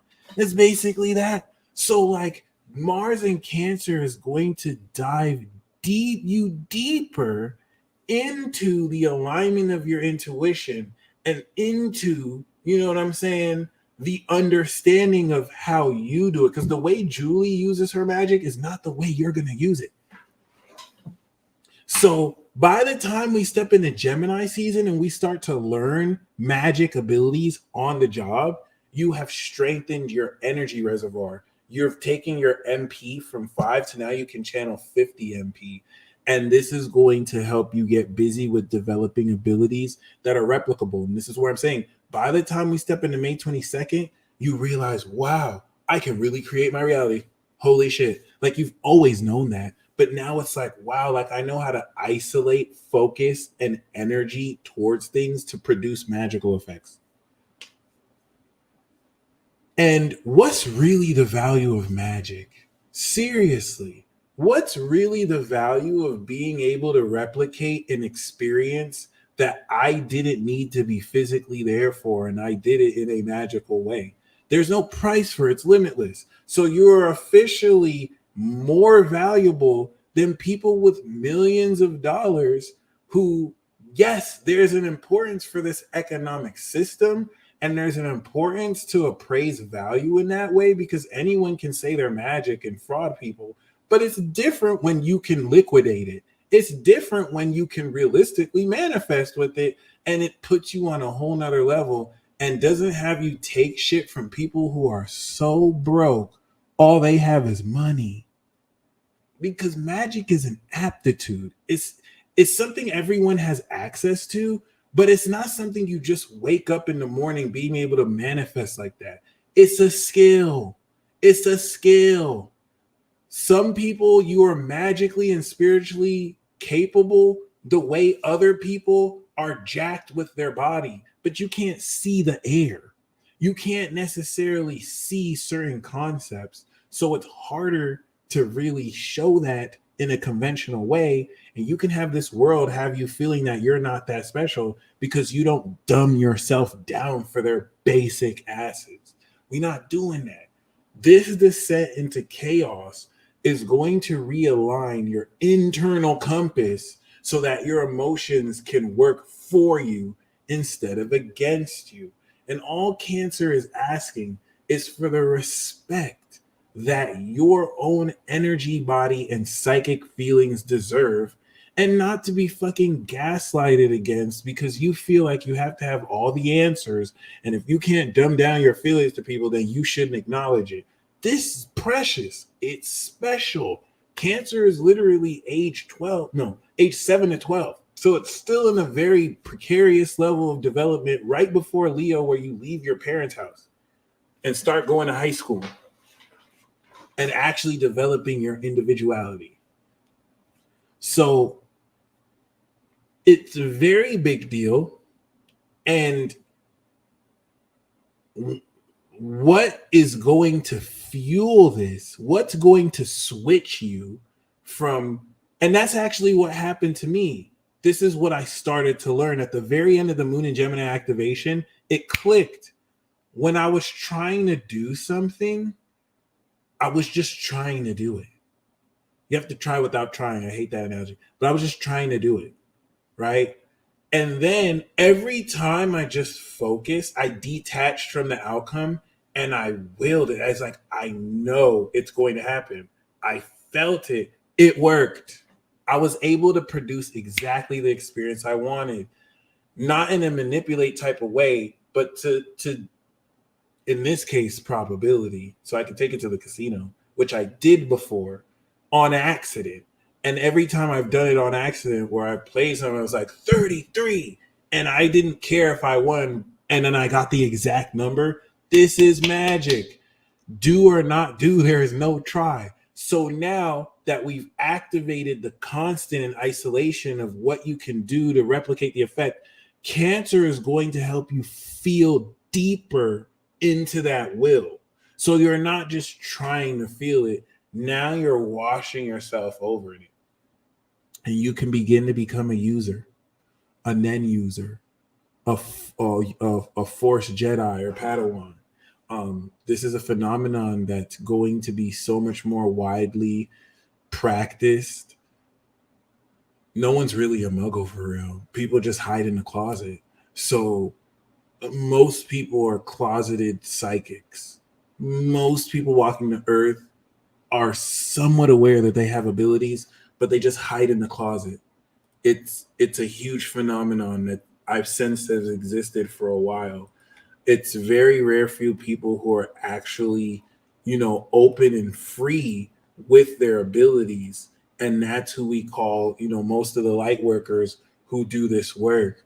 And so you actively, but you can't have your cake and eat it too. The difficulty of people who do that is, they can hide in the closet, but they're still reinforcing their behavior, pretending they're someone who doesn't do that. And your subconscious believes that. So for those of you who are breaking through and opening it, that's why you're getting psychically attacked with these projections to reinforce these people's fear. And we're not bitches, so we're not going to do that. And this is where you don't want to get too preoccupied with making logical sense of this. That's going to come in the fall season, post integration. Like once we step into Virgo and Libra and we start analyzing what we've done, this is where we can start to polish it and make it palatable for mainstream artists. Audience. You don't want to worry yourself about that. You want to focus more on your feeling. You want to be as subjective about this as possible. That's why I'm saying get messy. Don't get too preoccupied about whether what you're doing is right. Be more preoccupied with how authentic and real it is for you so that you can fully feel that. And then you can take that full feeling and then analyze and integrate that. But if you get too caught up in if what other people think, because that line of questioning is based on what other people think. If you get too caught up on that too soon, which you probably should never, because we don't have social energy. So even when we're there, you still don't have to do it. But like when Saturn was there, you had to. But now it's opposite. So doing that can hold you back, especially with the South Node. Touring the socials, trying to be too social can hold you back. You need to be fully individual. And that requires dancing like no one's watching. That's literally it. So, yeah, get ready to understand more intuitive psychic nuance that you don't want to get caught up with because this is special. So that means only you will understand it. That's why the activation activates. So now as we integrate, that's another way to understand it. It's like everything we activated was to activate something everyone gets. But now this integration is going to integrate what makes you unique on it as you build your technique. So everything up until now was everyone being taught how to use the talk ability. Now everyone knows how to talk a basic language, but now we're getting ready to integrate our specialty. So the way everyone uses this basic talk ability is going to be different. Some people are going to talk really fast, and some people are going to talk really slow. Some people going to use a different dialect for their talking ability. Some people aren't even going to talk. Blah, blah, blah, blah. Wow, that was really stupid. But like, yeah, this is where now you fill in your personality with the substance within how you really feel. And the higher degree Mars gets, the more deep you're going to build in here. So let's actually start this transit. I was yakking up a storm for literally 2 hours. So basically, yeah, the first part of this transit here is the first decan of the moon that's going to sufficiently have you deeply feel your will. And by the time we get to this trine here, 2 to 3 degrees, which is very important, it's going to align fully the belief in yourself with what you're feeling. We know that this is going to happen while Aries reaches its second decan and while the moon gets ready to spice it up so that you can really feel your power. Okay? So we start this transit off with the sun in Aries. And by the time this trines at the end of March, you are going to anchor on this feel. So right now it should feel, I want you to comment an exclamation mark if you feel that will, but it's like you have to remember the feeling. It's like you have to fish for it. Okay, if it's kind of like hit or miss, once we come into that trine, it's gonna lock on. Ching! So now you can just access the feeling and build from there. We are literally on the verge of that trine that started with the conjunction in Aquarius. So this is integrating the knowledge of the total feeling of your power, or integrating the feeling of the total knowledge of your abilities, okay, and the technique. So if you commented an exclamation mark, you are on the verge of enacting causality with which you can now build on this belief of this feeling. This is where shit's gonna hit. And as now we move forward into April, we prepare for the next phase of this transit. I want you to see how up until this point, the moon is getting ready to be full in Libra. So during the Aries season portion of this shenaniganery, we are not only activating the authenticity of your power, but we are also in a position to feel how sincere you can maintain that authenticity. Because, I mean, you can say you're something, but if it doesn't feel real, you've lost sight of the secret. It doesn't mean it won't manifest if you keep telling yourself that, because that's what helps you activate the feeling. But you have to feel it, okay? And now I don't mean that in a sense like the reason why robotic affirmations work is because even if you don't believe what you're affirming, even if you don't necessarily feel it, once you do robotic affirmations enough, you will feel it. It will activate that feeling. And once that feeling is activating, you're aligning who you say you are versus versus what's actually happening. Okay. So whether you robotically affirm it versus actually believe it, this period, while Aries is concluding its season, is stockpiling raw power. And I want you to highlight that by this full moon, Mars that's still trining Saturn is getting ready to harvest the power you have activated and evolved. So the moon in Libra is you actively understanding what other people respond and react to your identity. That's why that's the completion of the transit.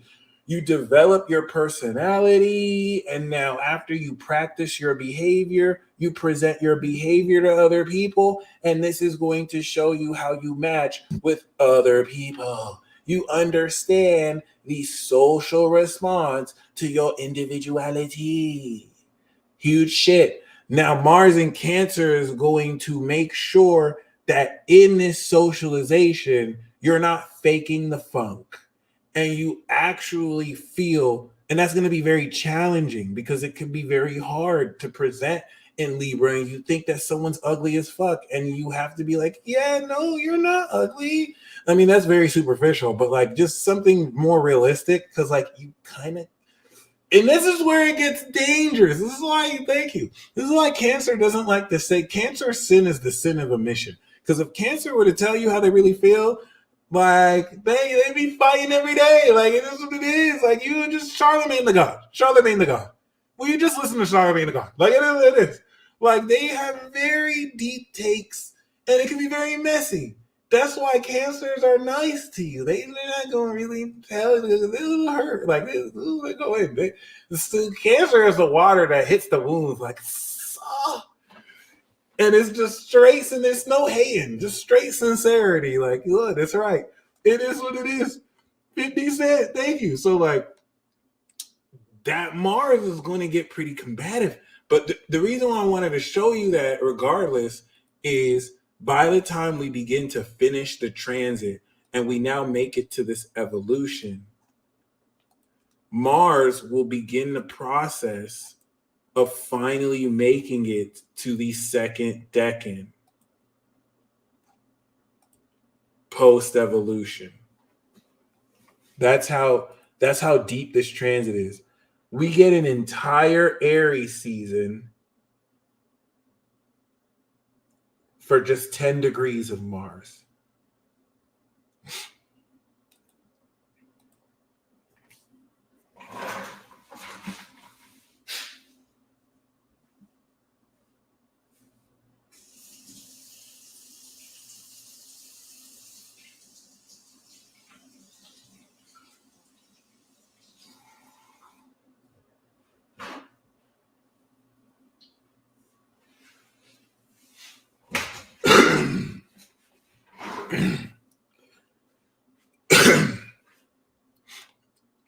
The integration is the calibration process, but calibration doesn't happen until, of course, Virgo.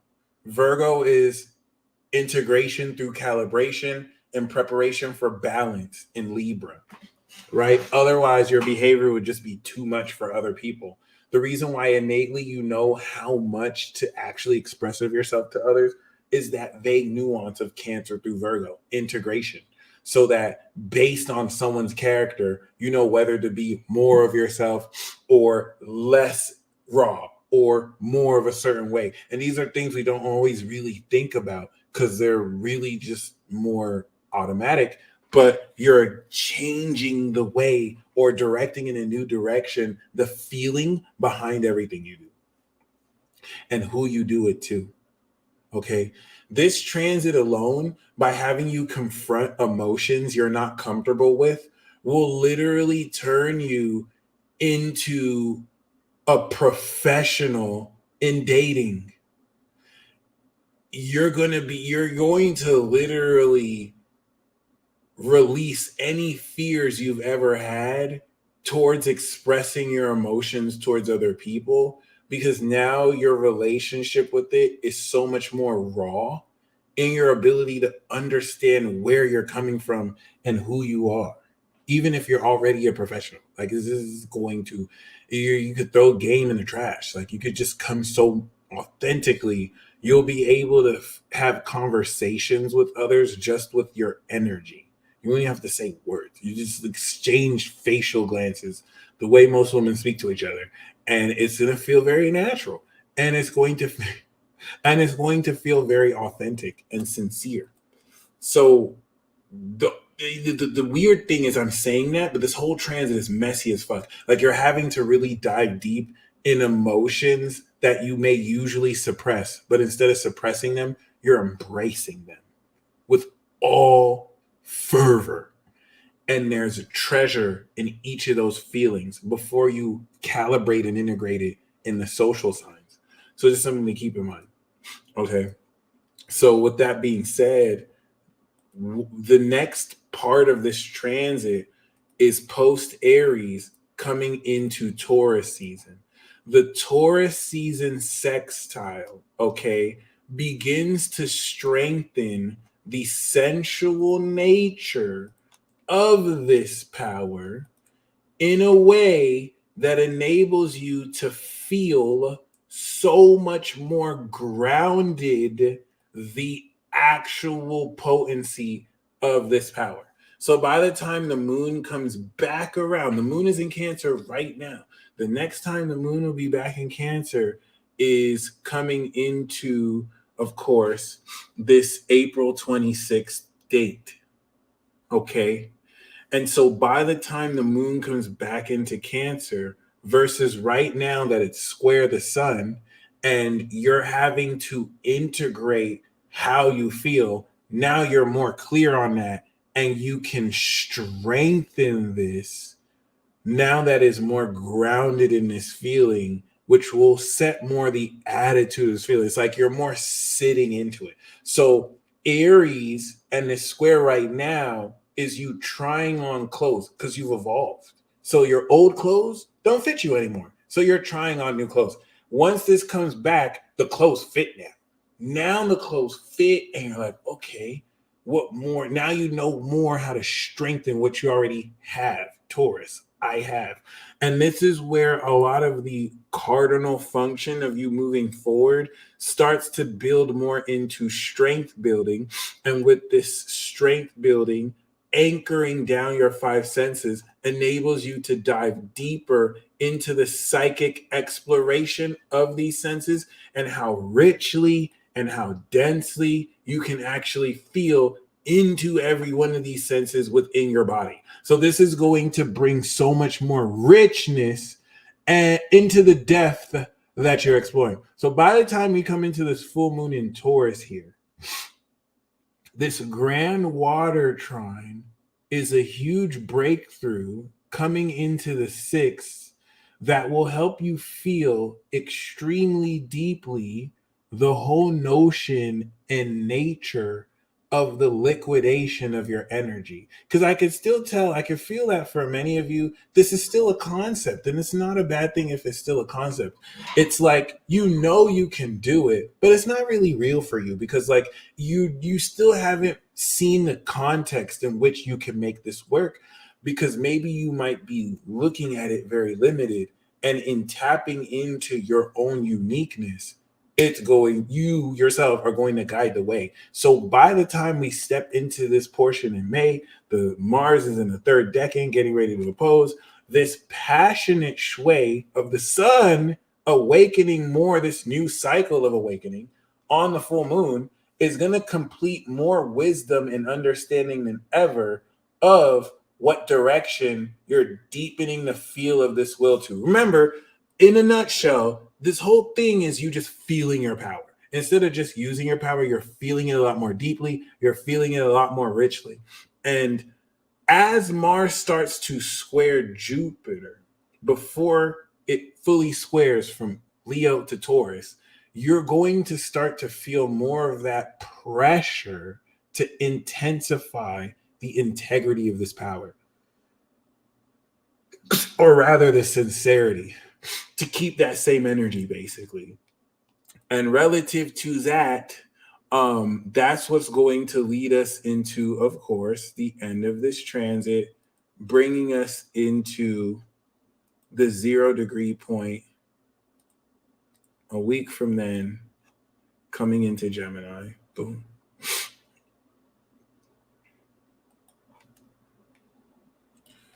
So there's a lot of nuance here that I can talk a lot more about, because Cancer does deserve that time. I don't think I'm doing this enough justice, but I want to make sure that you're at least aware of this Mars in Cancer transit is deepening your capacity to feel and harness your power, to access the chi, and even discern between different energetic signatures, discern the wisdom between what certain feelings your body produces means versus just feeling it.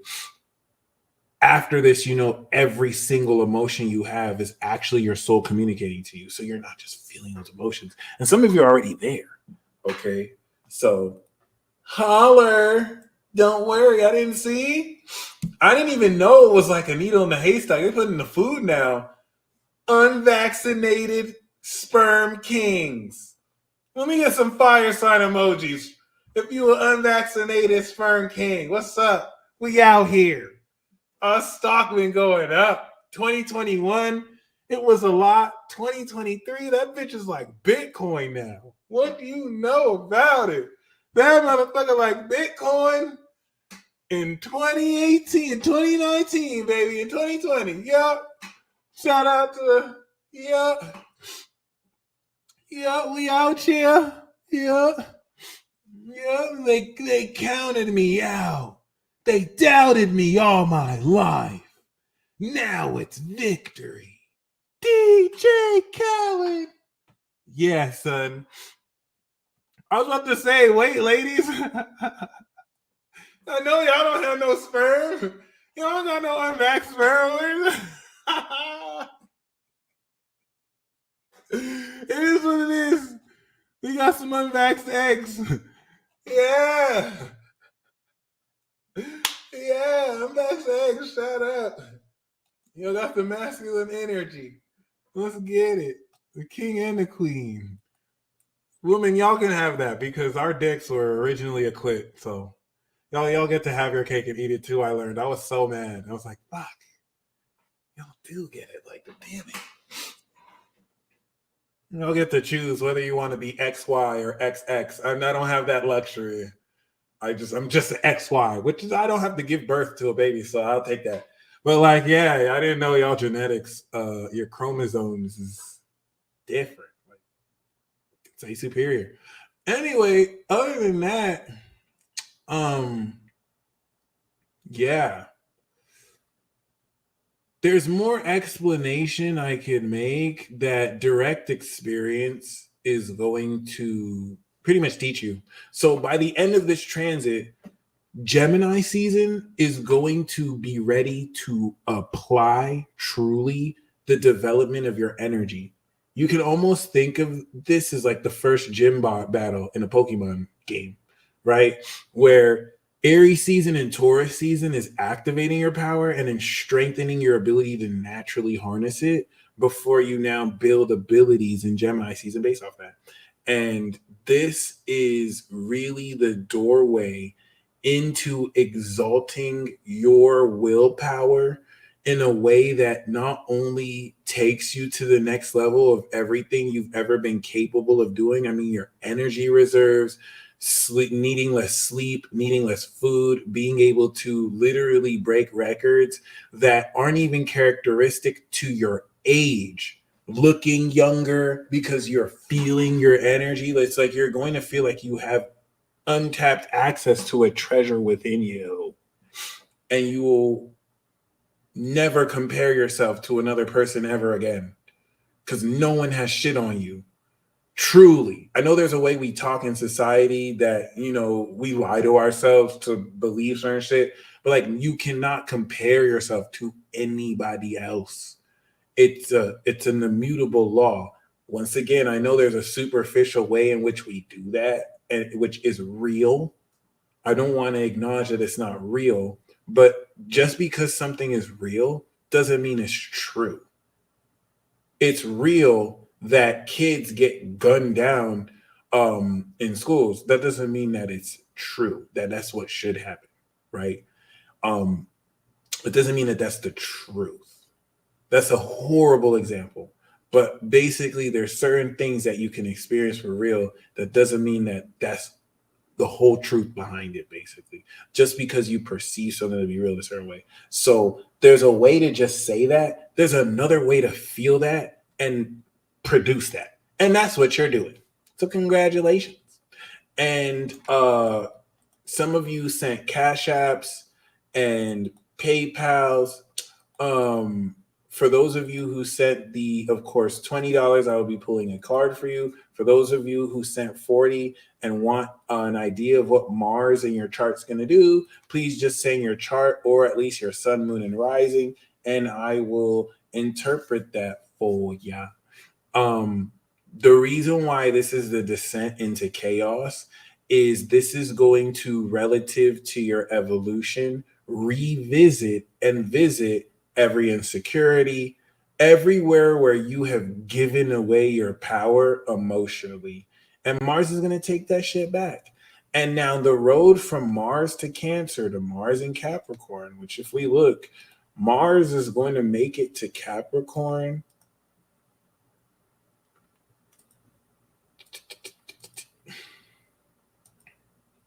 next year. So like basically January.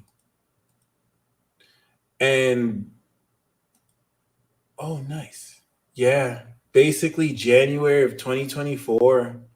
So now to January of 2024, by the time we're there and Pluto is retrograded back into Capricorn and Jupiter is fully sextiling Saturn, you will have reached a place where your ability to exalt this level of will has already gained mastery through Virgo and ascended and broken through Sag. So this is just feats. This is you pulling a David Goggins who actually has this natally, okay, and just being on some beast mode shit, but having the discipline to actually master this. And then we're going to do it all over again like we do all the time every 2 years. But personally, the reason why it's the road to that is before we reach exaltation, Mars has to go to the fall. The story of Mars is very inspirational. Mars has its dignity in Aries, where it's charged up, raw, being itself. Then it explores emotions in Cancer and goes through a fall to where it has to discover its core source, however you want to say that. Then it goes through its detriment in Libra, right? Because it's in its dignity. That's amazing. in Aries, then it's in its detriment in Libra because you're taking a more individual power and you're having to share that power cooperatively with others. It's its detriment. Mars is not a team player. Venus is a team player. Venus can work well with others. Mars likes to do shit on its own. So you're taking someone who likes to do shit on its own and you're putting it in an area where it has to work with others. Detriment. And after you go through the fall and after you break through the detriment, you make it to the exaltation. So it's a road and it's not going to be an easy road, but this descent into chaos, let it inspire you to reclaim all your power. And we're going to start that, right, by feeling how powerful you are. And so as we bring ourselves back to this transit, where with the squares and outside angles, you will be, Cancer is your own individual feeling. It's what makes you you. Pisces is more the manifestation of a narrative. It's a collective belief, which is a group of individual feelings. Your individual feelings is what makes you you. It's the most manipulated substance ever. Water literally takes on the properties of its environment. So this is going to make sure you're purified in the right areas socially. Scorpio, shared emotions, which opens up sex. So as you take in other people's insecurities and projections, what are you focused in the way you are feeling? Are you allowing your understanding of yourself to give in to forces that are lesser than you?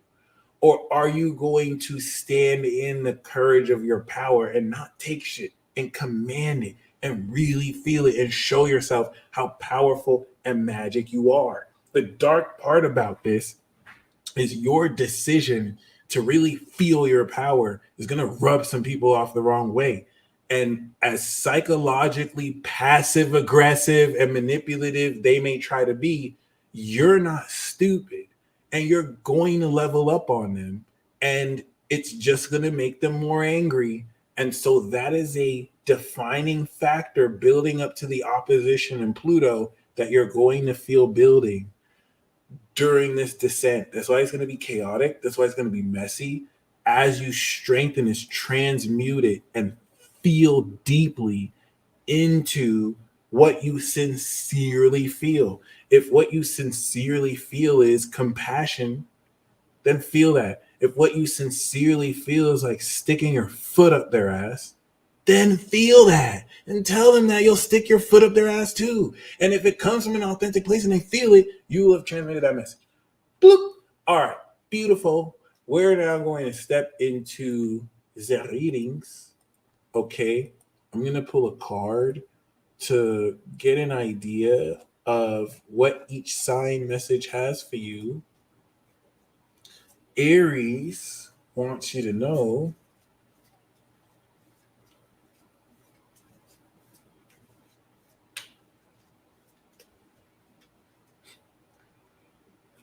Aries, we have the last judgment. This is awakening.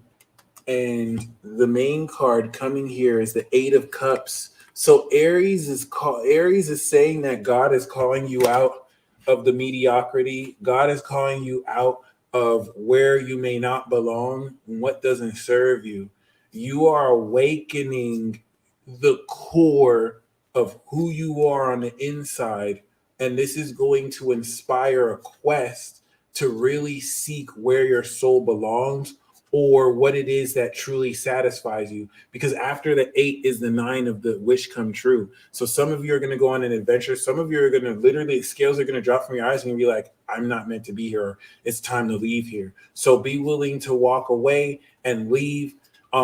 Whether you're disappointed or not, you're going to guide yourself to the next direction. So Taurus is saying, first of all, with the Knight of Swords, there is a very intellectual understanding of a message that will point your mind in the right direction. And you yourself may be called to really take action before you analyze the details. And we have this with the Five of Wands. So in competitive situations, you're not only going to be able to stand out, but this is going to help you think very quick on your feet.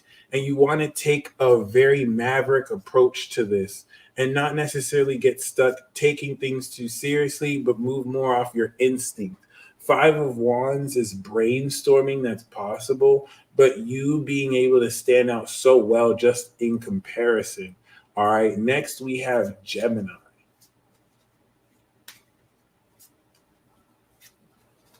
Thank you, Donju.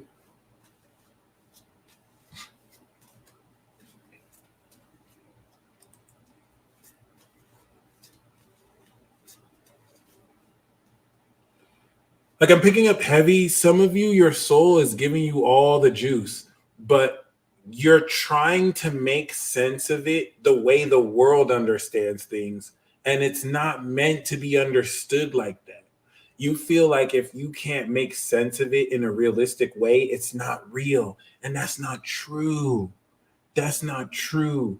What's considered real, first of all, is completely subjective.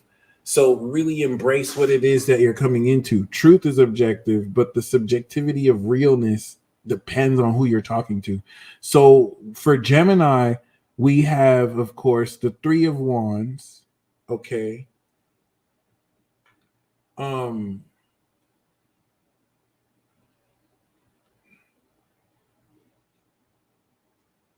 I did Taurus. I was about to say, I definitely did Taurus. Like y'all have me thinking, did I do Taurus? I did Taurus.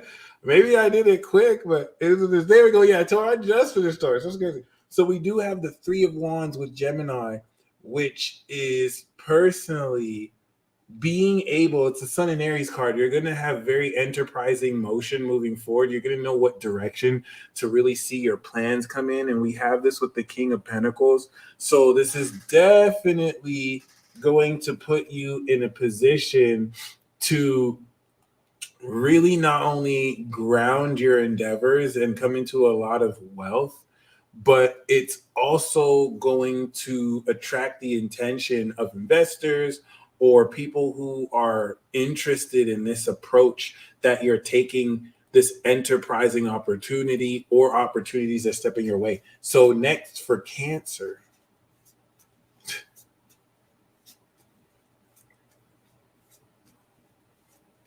By the way, I still have my automatic discount and half off sale for anyone that wants a reading. All my readings are automatically 50% off.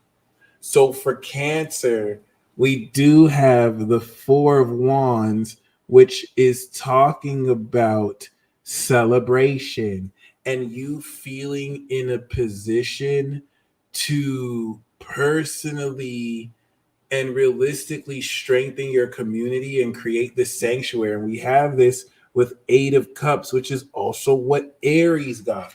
So this is you walking away towards anything that you don't feel truly at home or accepted in so that you can create more of this. I have no idea how to laugh like Eddie Murphy.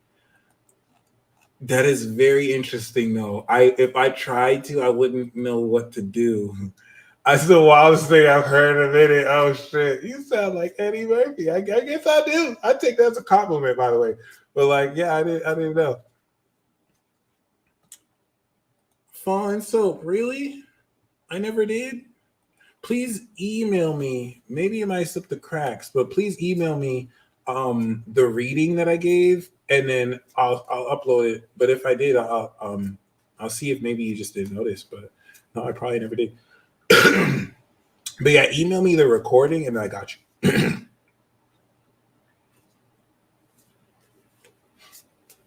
So Leo, we have, that is hilarious. Ugh.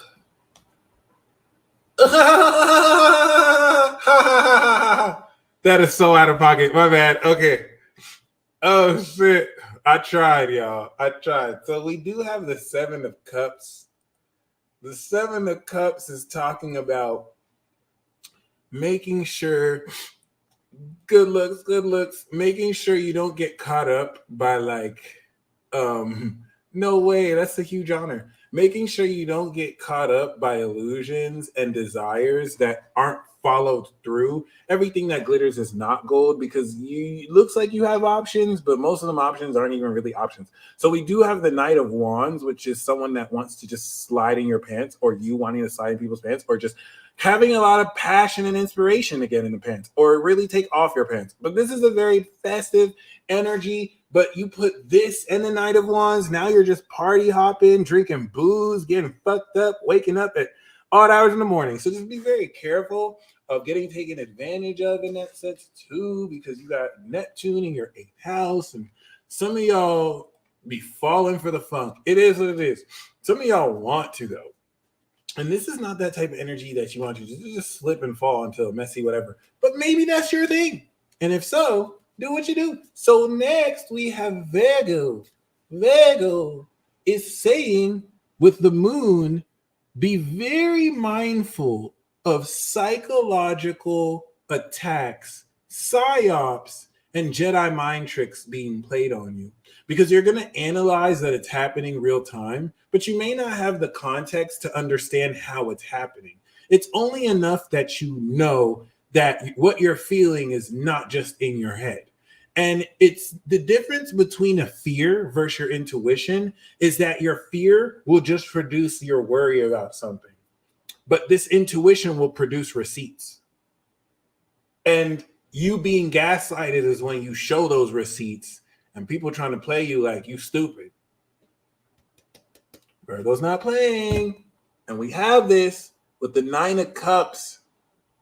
So Virgo is saying that with this Mars in Cancer, which is 11th house to Virgo of hopes and wishes, your wishes are going to come true. And this is going to help you tap into this sense of satisfaction. The art of manifestation is making visible the invisible. So through this moon card, especially dealing with a lot of this psychological mindfuckery, this is going to help you uncover and maintain your wishes come true with not having to take it from anyone or fight for it. But this is definitely going to bring a lot of satisfaction, and you're going to understand in a much more subconscious, intuitive way how to really channel, manifest, and tap into this through your own psychic abilities. So next we have Libra.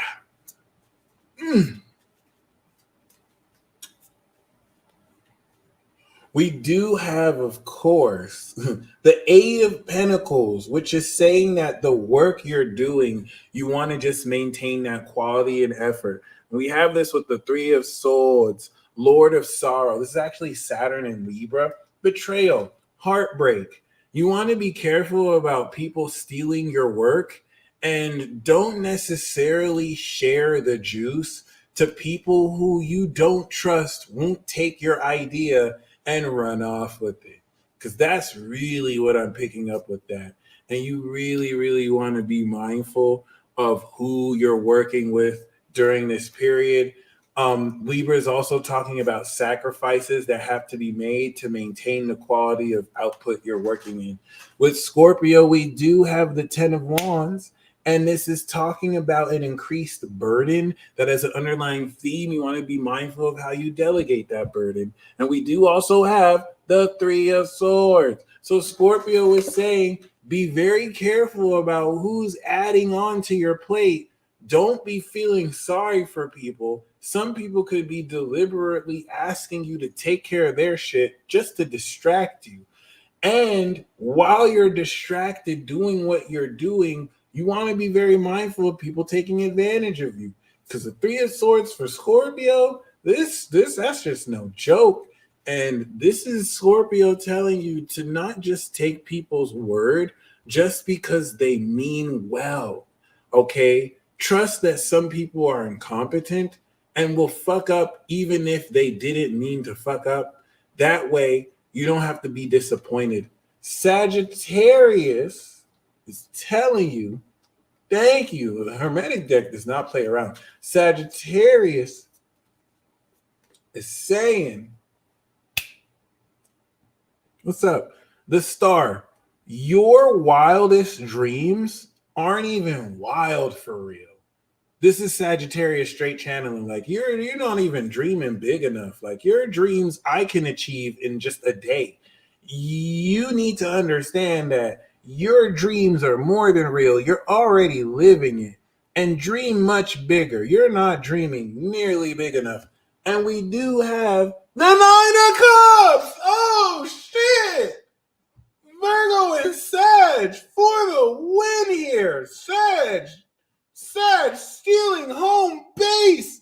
This is amazing. Dream come true, and the wish of Sagittarius showing out. Okay, that's honestly like self-explanatory. You about to fucking. That's really iconic coming into Mars and Cancer, because this is definitely going to transform you into just total satisfaction that feels dreamy, and you're recognizing and connecting with people on this level. That's beautiful. Capricorn.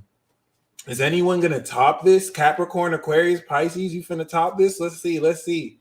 Because so far, top 2 is Virgo and Sag. And the difference between the moon and the star, they're both God level. So like, in fact, moon is Pisces, star is Aquarius. So that magic social collective axis is very interesting. We do have with Capricorn the 10 of Pentacles.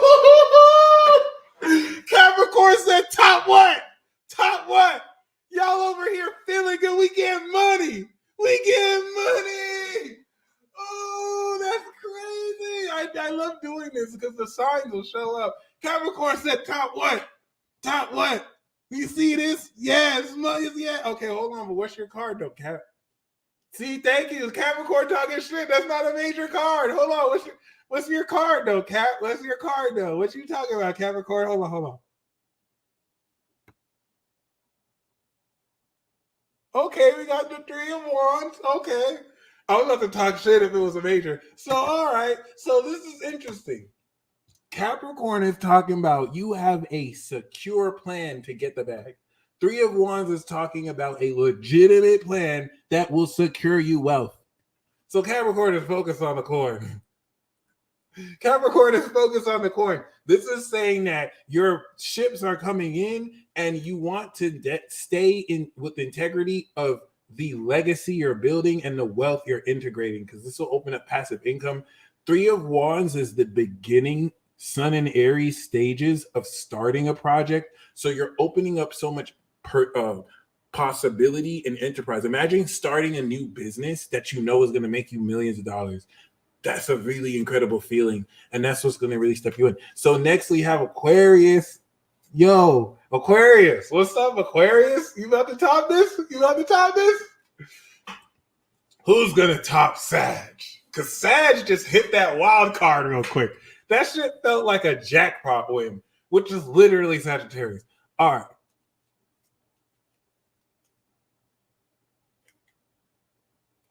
Don't egg Aqua on. Yes. Okay. Aqua has the Empress. Okay. Aqua's like, I get paid for existing. What's up? Like, yeah, Aqua's talking about you are understanding what makes you beautiful and owning your beauty. It's like, this is the analogy Aquarius told me to make. Mars and Cancer is going to help you understand what makes you beautiful. So 2 people with the exact same body type walk into a strip club, and one person just does the movements and doesn't necessarily know how beautiful they are. The other person knows and walks away with like 5 times more money without even having to strip or dance. And so this is what this is going to kind of like establish. And we have it.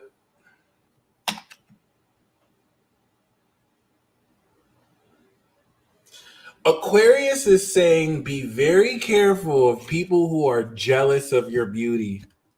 Ooh, what is with the 3 of Swords? What the fuck?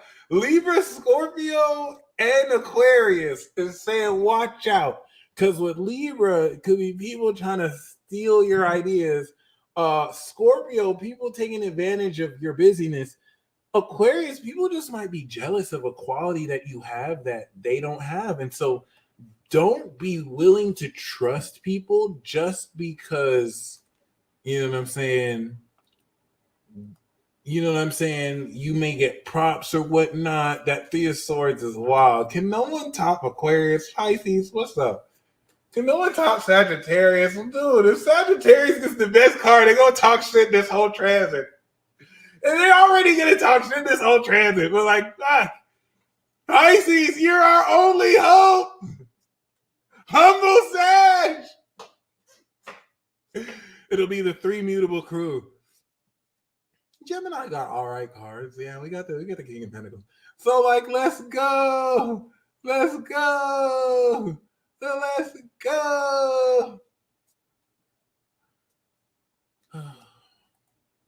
I feel you. That's some real shit. So we do have the Two of Wands. Pisces is saying as an underlying theme, you got options. You're understanding what it is you want, and you are tapping in to the power you have personally. Like, I be instigating horribly. So like, yes, the main card we have. Is it a major? Is it a major? Oh, it's an ace! All right, that's not bad. I'm not going to say it tops. Oh, womp, Sag one, stop! This is actually really fire. This is a brand new passionate dick pic. I mean, opportunity that's going to... This is actually really dope. This is a brand new opportunity, and Two of Wands is, okay, what do I want to do with it? This is like you awakening a superpower, and then Two of Wands is like, what do I want to do with this power? It's something brand new. It's like, wow, am I going to put this dick pic on blast on the shade room? Or am I going to put it on blast on Instagram? Or am I just going to share it on the group chat? Like, you know what I'm saying? No, it is what it is. But thank you, Lilith. All right, so this is interesting. Pisces is saying a very new, exciting, passionate idea is the biggest planet in the solar system. It's going to come through. Yeah, damn it. Oh, we're not about to. Oh, we're going to hear this all Mars and Cancer. Well, it's official. Find you a Virgo and find you a Sag and just be around them Mars and Cancer. Because it looks like they're coming into it. That's basically it. Just find you any of those two signs and just basically bum off them or just leech off them. And that's all you got to do because they're going to have so much abundance anyway. Like, fuck it. There you go. So I'm going to do the collective reading.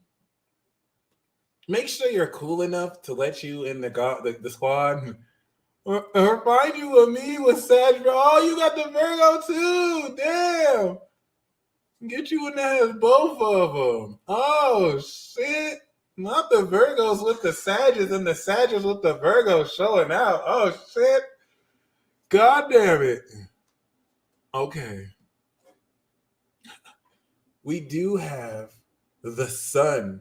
Oh, is the collective reading about to wipe everyone? We got a contender. We got a contender. All right, the collective reading for everyone is not only great happiness, but in really tapping into your own feelings. This is going to open up the joy of expressing your sincere self. And the Ace of Pentacles. So some of you are stepping into the process of creation. Ace of Pentacles is talking about a brand new healthy beginning.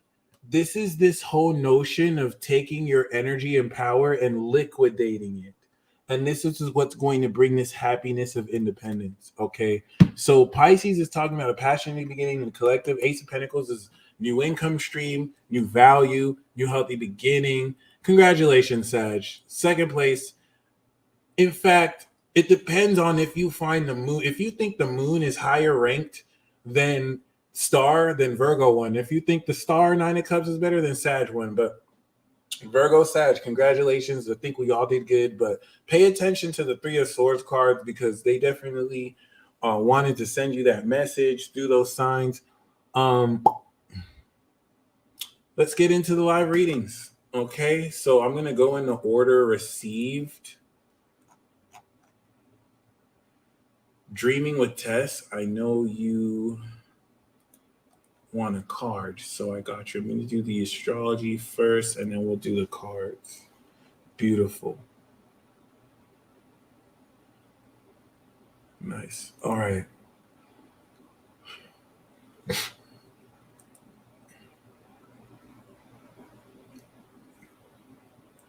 I mean, you kind of can't. I mean, the Star Nine of Cups is just, man. I mean, this is. I just don't want to hate on Virgo because like people will sleep on the moon. You know what I'm saying? But I don't want to sound like I'm hating now.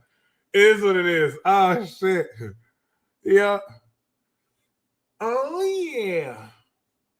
Oh yeah. So,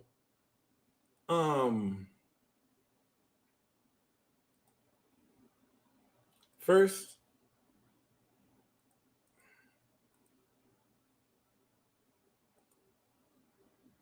So, Carrie, we know that if you're a Cancer rising, by the way, if you're a Cancer rising, for any of you that have Cancer, Sun, Moon, or Rising, all right, yes, I got you, Tess, no problem. So, for those of you that have Cancer, Sun, Moon, or Rising, like Dreaming with Tess, this is definitely going to be, appreciate you, Blue Skies, I got you on a card. This is definitely going to be very important because Mars activating your personal Cancer power relative to the recent activation and square Jupiter and Aries is going to do a lot to deepen considerably the whole nature and notion of how deeply you can feel power and how much more deeply you can feel energy and how much more powerfully you can understand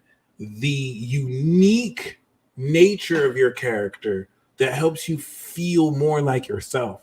So, especially with the Cancer rising, you will be embodying this direction towards this powerful, charged will.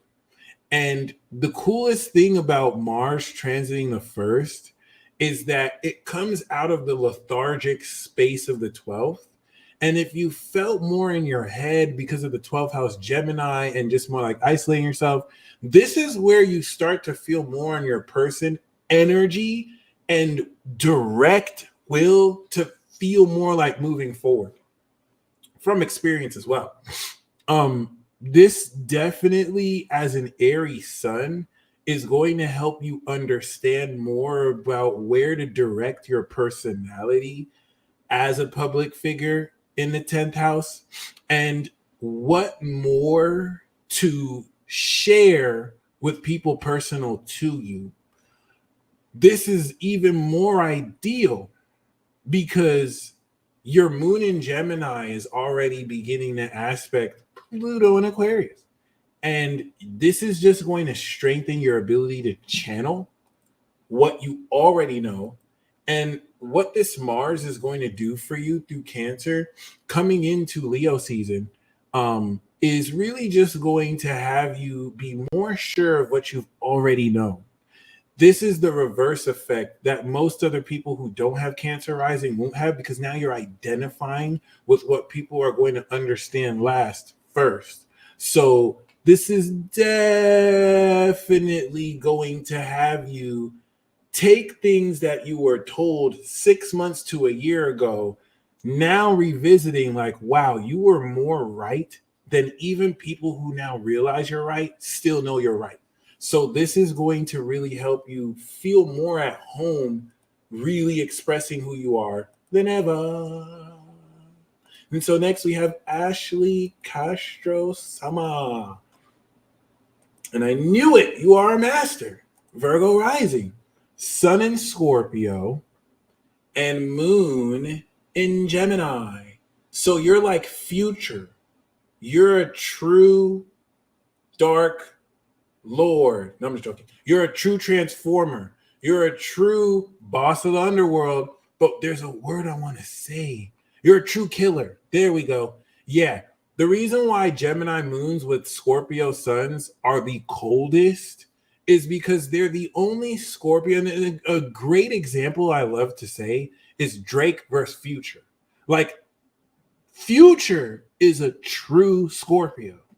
If you understand Scorpio as a vibration, you can appreciate Future as a true Scorpio. Any Gemini moon Scorpio sun is cold as fuck because they're the only Scorpios with Scorpio signature. Drake is an ascended Scorpio. So like he takes it to another level. He's very much in tap with his feelings, but that cold edge, that 8th house signature, it's a huge deal to have a moon Gemini with the sun in Scorpio because you understand the truth of the wisdom you express, and it enables you to detach to how extremely you feel what you feel while still being able to think logically about this. Scorpio signatures are transformers. I'm a Scorpio signature. I just have it from Gemini to Capricorn. So as a Virgo rising, okay, you understand the truth of the legacy and direction of what you want to express in your career. And your 3rd house, 2nd house Scorpio energy establishes the pure skills and psychological quality of your emotional intelligence that just has you read people's body language like a fucking pro.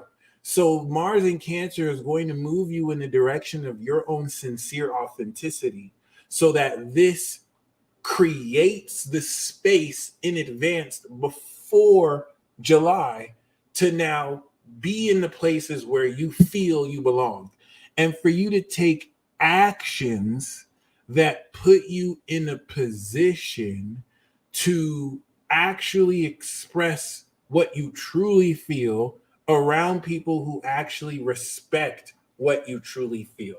So you don't feel like you have to hold back. Something that having Saturn and Uranus in the tail end of Sagittarius will challenge heavily because you have Mars square this in Pisces.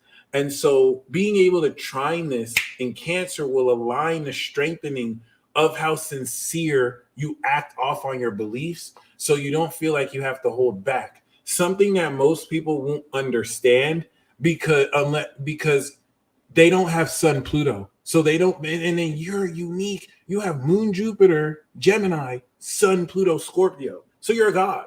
Like you're a literal goddess. And this now intensifies the quality of how powerfully you'll be harnessing this at an individually social level with the social personality. Okay, your chart is legit. I'm not even gonna front. Because all this Aries energy is 8th house to you, this is you drawing in current raw boundaries so that you can create the spaces you feel comfortable in without giving too much into any outdated comfort zone. All right, next we have Nari. And a message for everyone, like, do fully expect people to kind of act slick and to kind of undermine pure genius because they just don't know what they're talking about. It just doesn't fit their basic ass limited understanding. So don't take it personal. Just let that be a barometer, okay, of what you're dealing with. The time to integrate socially, sometimes it's important to put what you feel about yourself on the back burner and listen to critique from others, whether they know or not, because you need an ear for it. This is not the time for that. You need to double down on what makes you original, because we're not in the place where everything is changing. What used to be hot 2 weeks ago isn't going to be what's hot now. You need to leap forward with your individuality. Okay, so next with Nari, we do have Sag rising. Okay, and thankfully Mars is on your sun right now. Now this is going to be a little different because you're a new gen. You are also Scorpio signature. You're one of us, but you have the Uranus moon, so it's going to be really different. Because unlike most of us, you process information from an extra dimensional source. So, and if you're Moon Uranus and Aquarius, that's what a lot of people don't get about Moon and Aquas. That's why they're weird. They're not like the rest of most people who inductively and deductively discern information.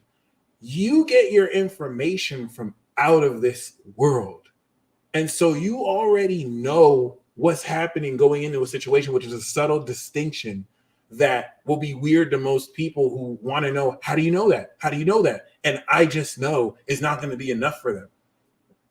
So on top of that, you have Mars 2-degree Libra, and the beginning of this transit is instantly going to have to challenge how willing you are to directly express to other people what it is you're feeling real time.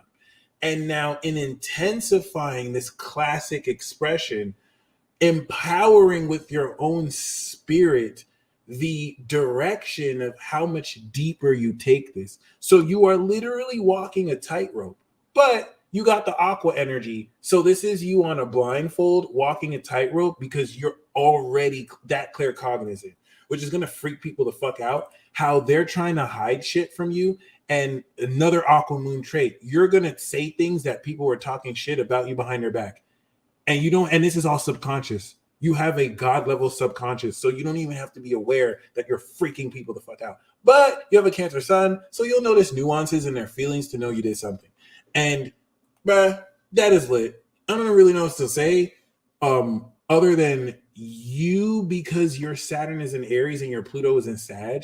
The new gen approach to Mars in Cancer of this is ascending your ability to harness these feelings through more visualization and imagination. So you just want to be careful that you don't try and do things the way you are told to or that is socially acceptable, because y'all are literally leaders of the new school and you're throwing everything away in the trash to literally just be yourself and lead that way. That's going to look delusional as fuck. That's going to look counterculture. That's going to look not accepted. And while you're experiencing that now, you're a total legend. Like you, especially those of you with the major aqua, you have to understand that 2 generations away from now are going to look at you guys as geniuses. You are ahead of the time. Any of you with Aquarius energy is ahead of the time. It is. You can literally detail that with everyone who has Aquarius energy, and that has been said about them. That's just the signature of the energy. So like you are ahead of the current movement. That's why you lead humanity. You will not normally be recognized the way you need to be recognized until people who have reached that level of knowledge get there, which will usually be, since you're ahead of time, a few generations after. So that's why you just have to stay weird. You have to keep moving forward. You can't slow down for people who on their best day are not seeing you on your worst day. Like it is what it is. So next we do have Michelle, 1 card reading. Slacker, if you look at the description box below, the instructions are there. If you look at the description to this video, all the instructions are there.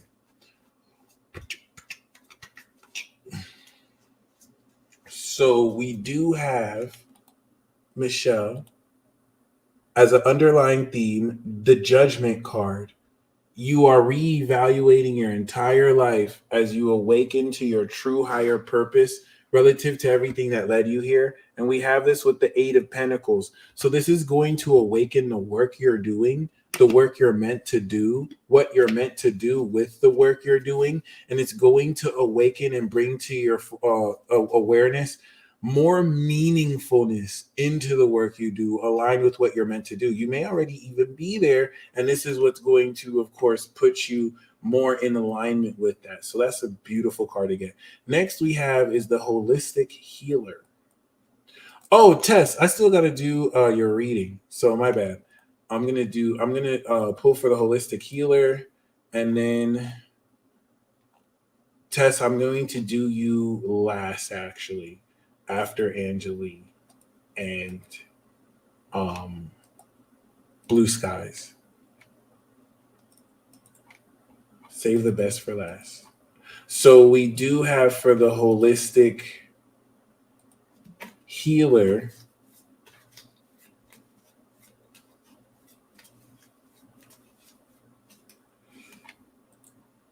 we have 5 of Swords which is a scattered mind or arguments, but we have the moon. So the moon is talking about seeing things that are not really there and looking past deception and illusions. The restlessness your mind might be feeling with not agreeing or miscommunicating with people is not a coincidental, and more of it is a lot more mind fuckery than anything, which you want to be very careful about. Okay. So personally, the moon card is going to help you see what's hidden in plain sight. You don't necessarily want to trust what you see. You want to trust the nuances your intuition reveals. Because with that 5 of Swords, it's going to fully help you see through a lot of delusions in ways that won't make logical sense to explain, but will make enough sense for you. Okay. So Angelique, nice to hear from you. What's up? What energy comes up asking about the success of, all right, perfect. Boom, boom, boom, boom, boom, boom, boom.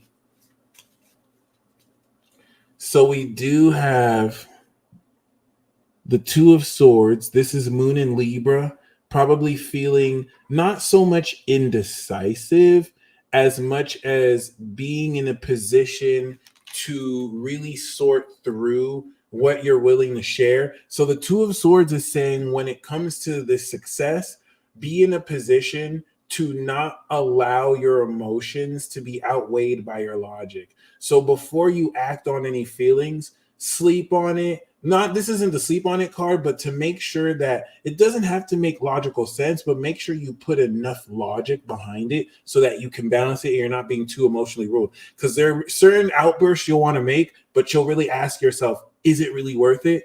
And you'll really come through. Now, the main card we have is the not you asking for success about relationships, and you got the 10 of Cups, which is the ultimate success. This is literally the Lord of perfected success. This is literally she literally asked, this is some Pisces stuff. What about the success of my relationship with my guy? And we literally pulled the Lord of perfected success. There you go. That is very self-explanatory. Wowzers. Okay. Love it. So next we have Blue Skies. Angelique, congratulations. That's amazing. Blue Skies, we have 9 of Wands, the Lord of Great Strength, and we have this with the 10 of Wands. So you're reaching a climax of passion. 9 of Wands is the determination and perseverance to make it through stress because of your experience. And so the 10 of Wands is the consequences of success, where it's like you started a new business and now you're slammed with 1,000 orders. You've made more money than you ever made, but that's also 1,000 orders. So this is now you coming into higher quality problems and you having to really overcome this burden through overcoming procrastination, amongst other things. But that 9-10 wand combo is a completion of passion that you're going to learn how to channel. For me, Blue Skies, I feel like for you, you're learning how to integrate mass energy in a way that doesn't stress your mind out. Okay. So tarot, next we have Mind Evolver.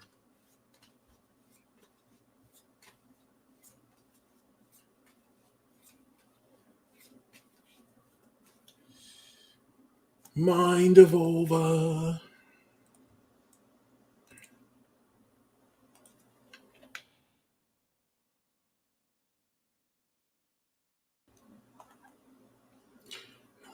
So Mind Evolver, we have no problem. 7 of Wands is saying as an underlying theme, don't back down. Okay, if you need to watch Sammy Ingram or manifestation videos, this is saying don't let go of what you want in love.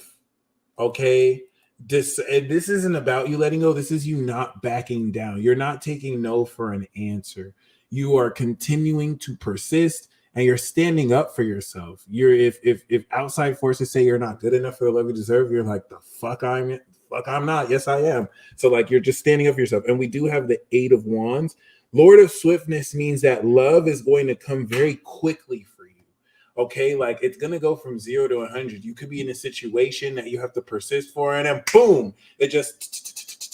All right, the 8 of Wands specifically for a love reading is the arrows of love. Falling in love with someone super quick, someone who might even come out of nowhere. So yeah, keep up with that persistence, priestess. So yeah, that's it.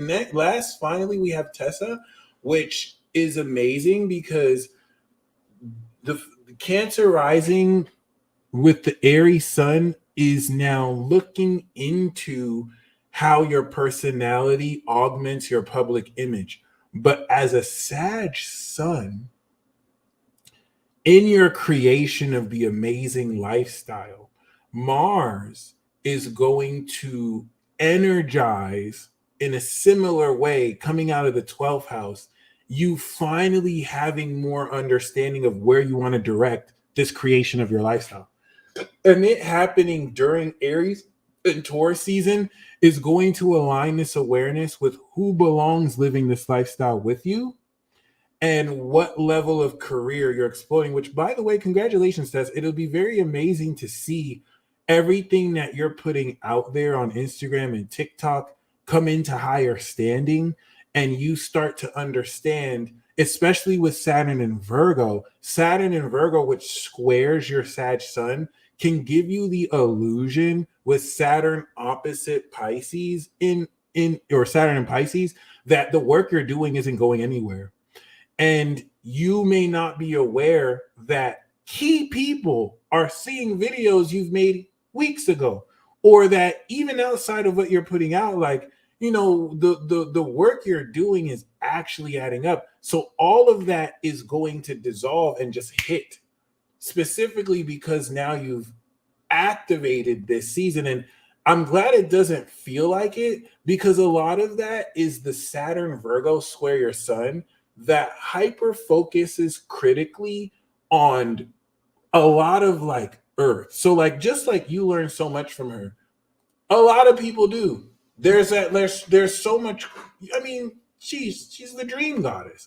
So this is what's going to enable you with this Mars in Cancer to move in that right direction, so that by the time the sun comes through here, you'll be more aware of this than ever.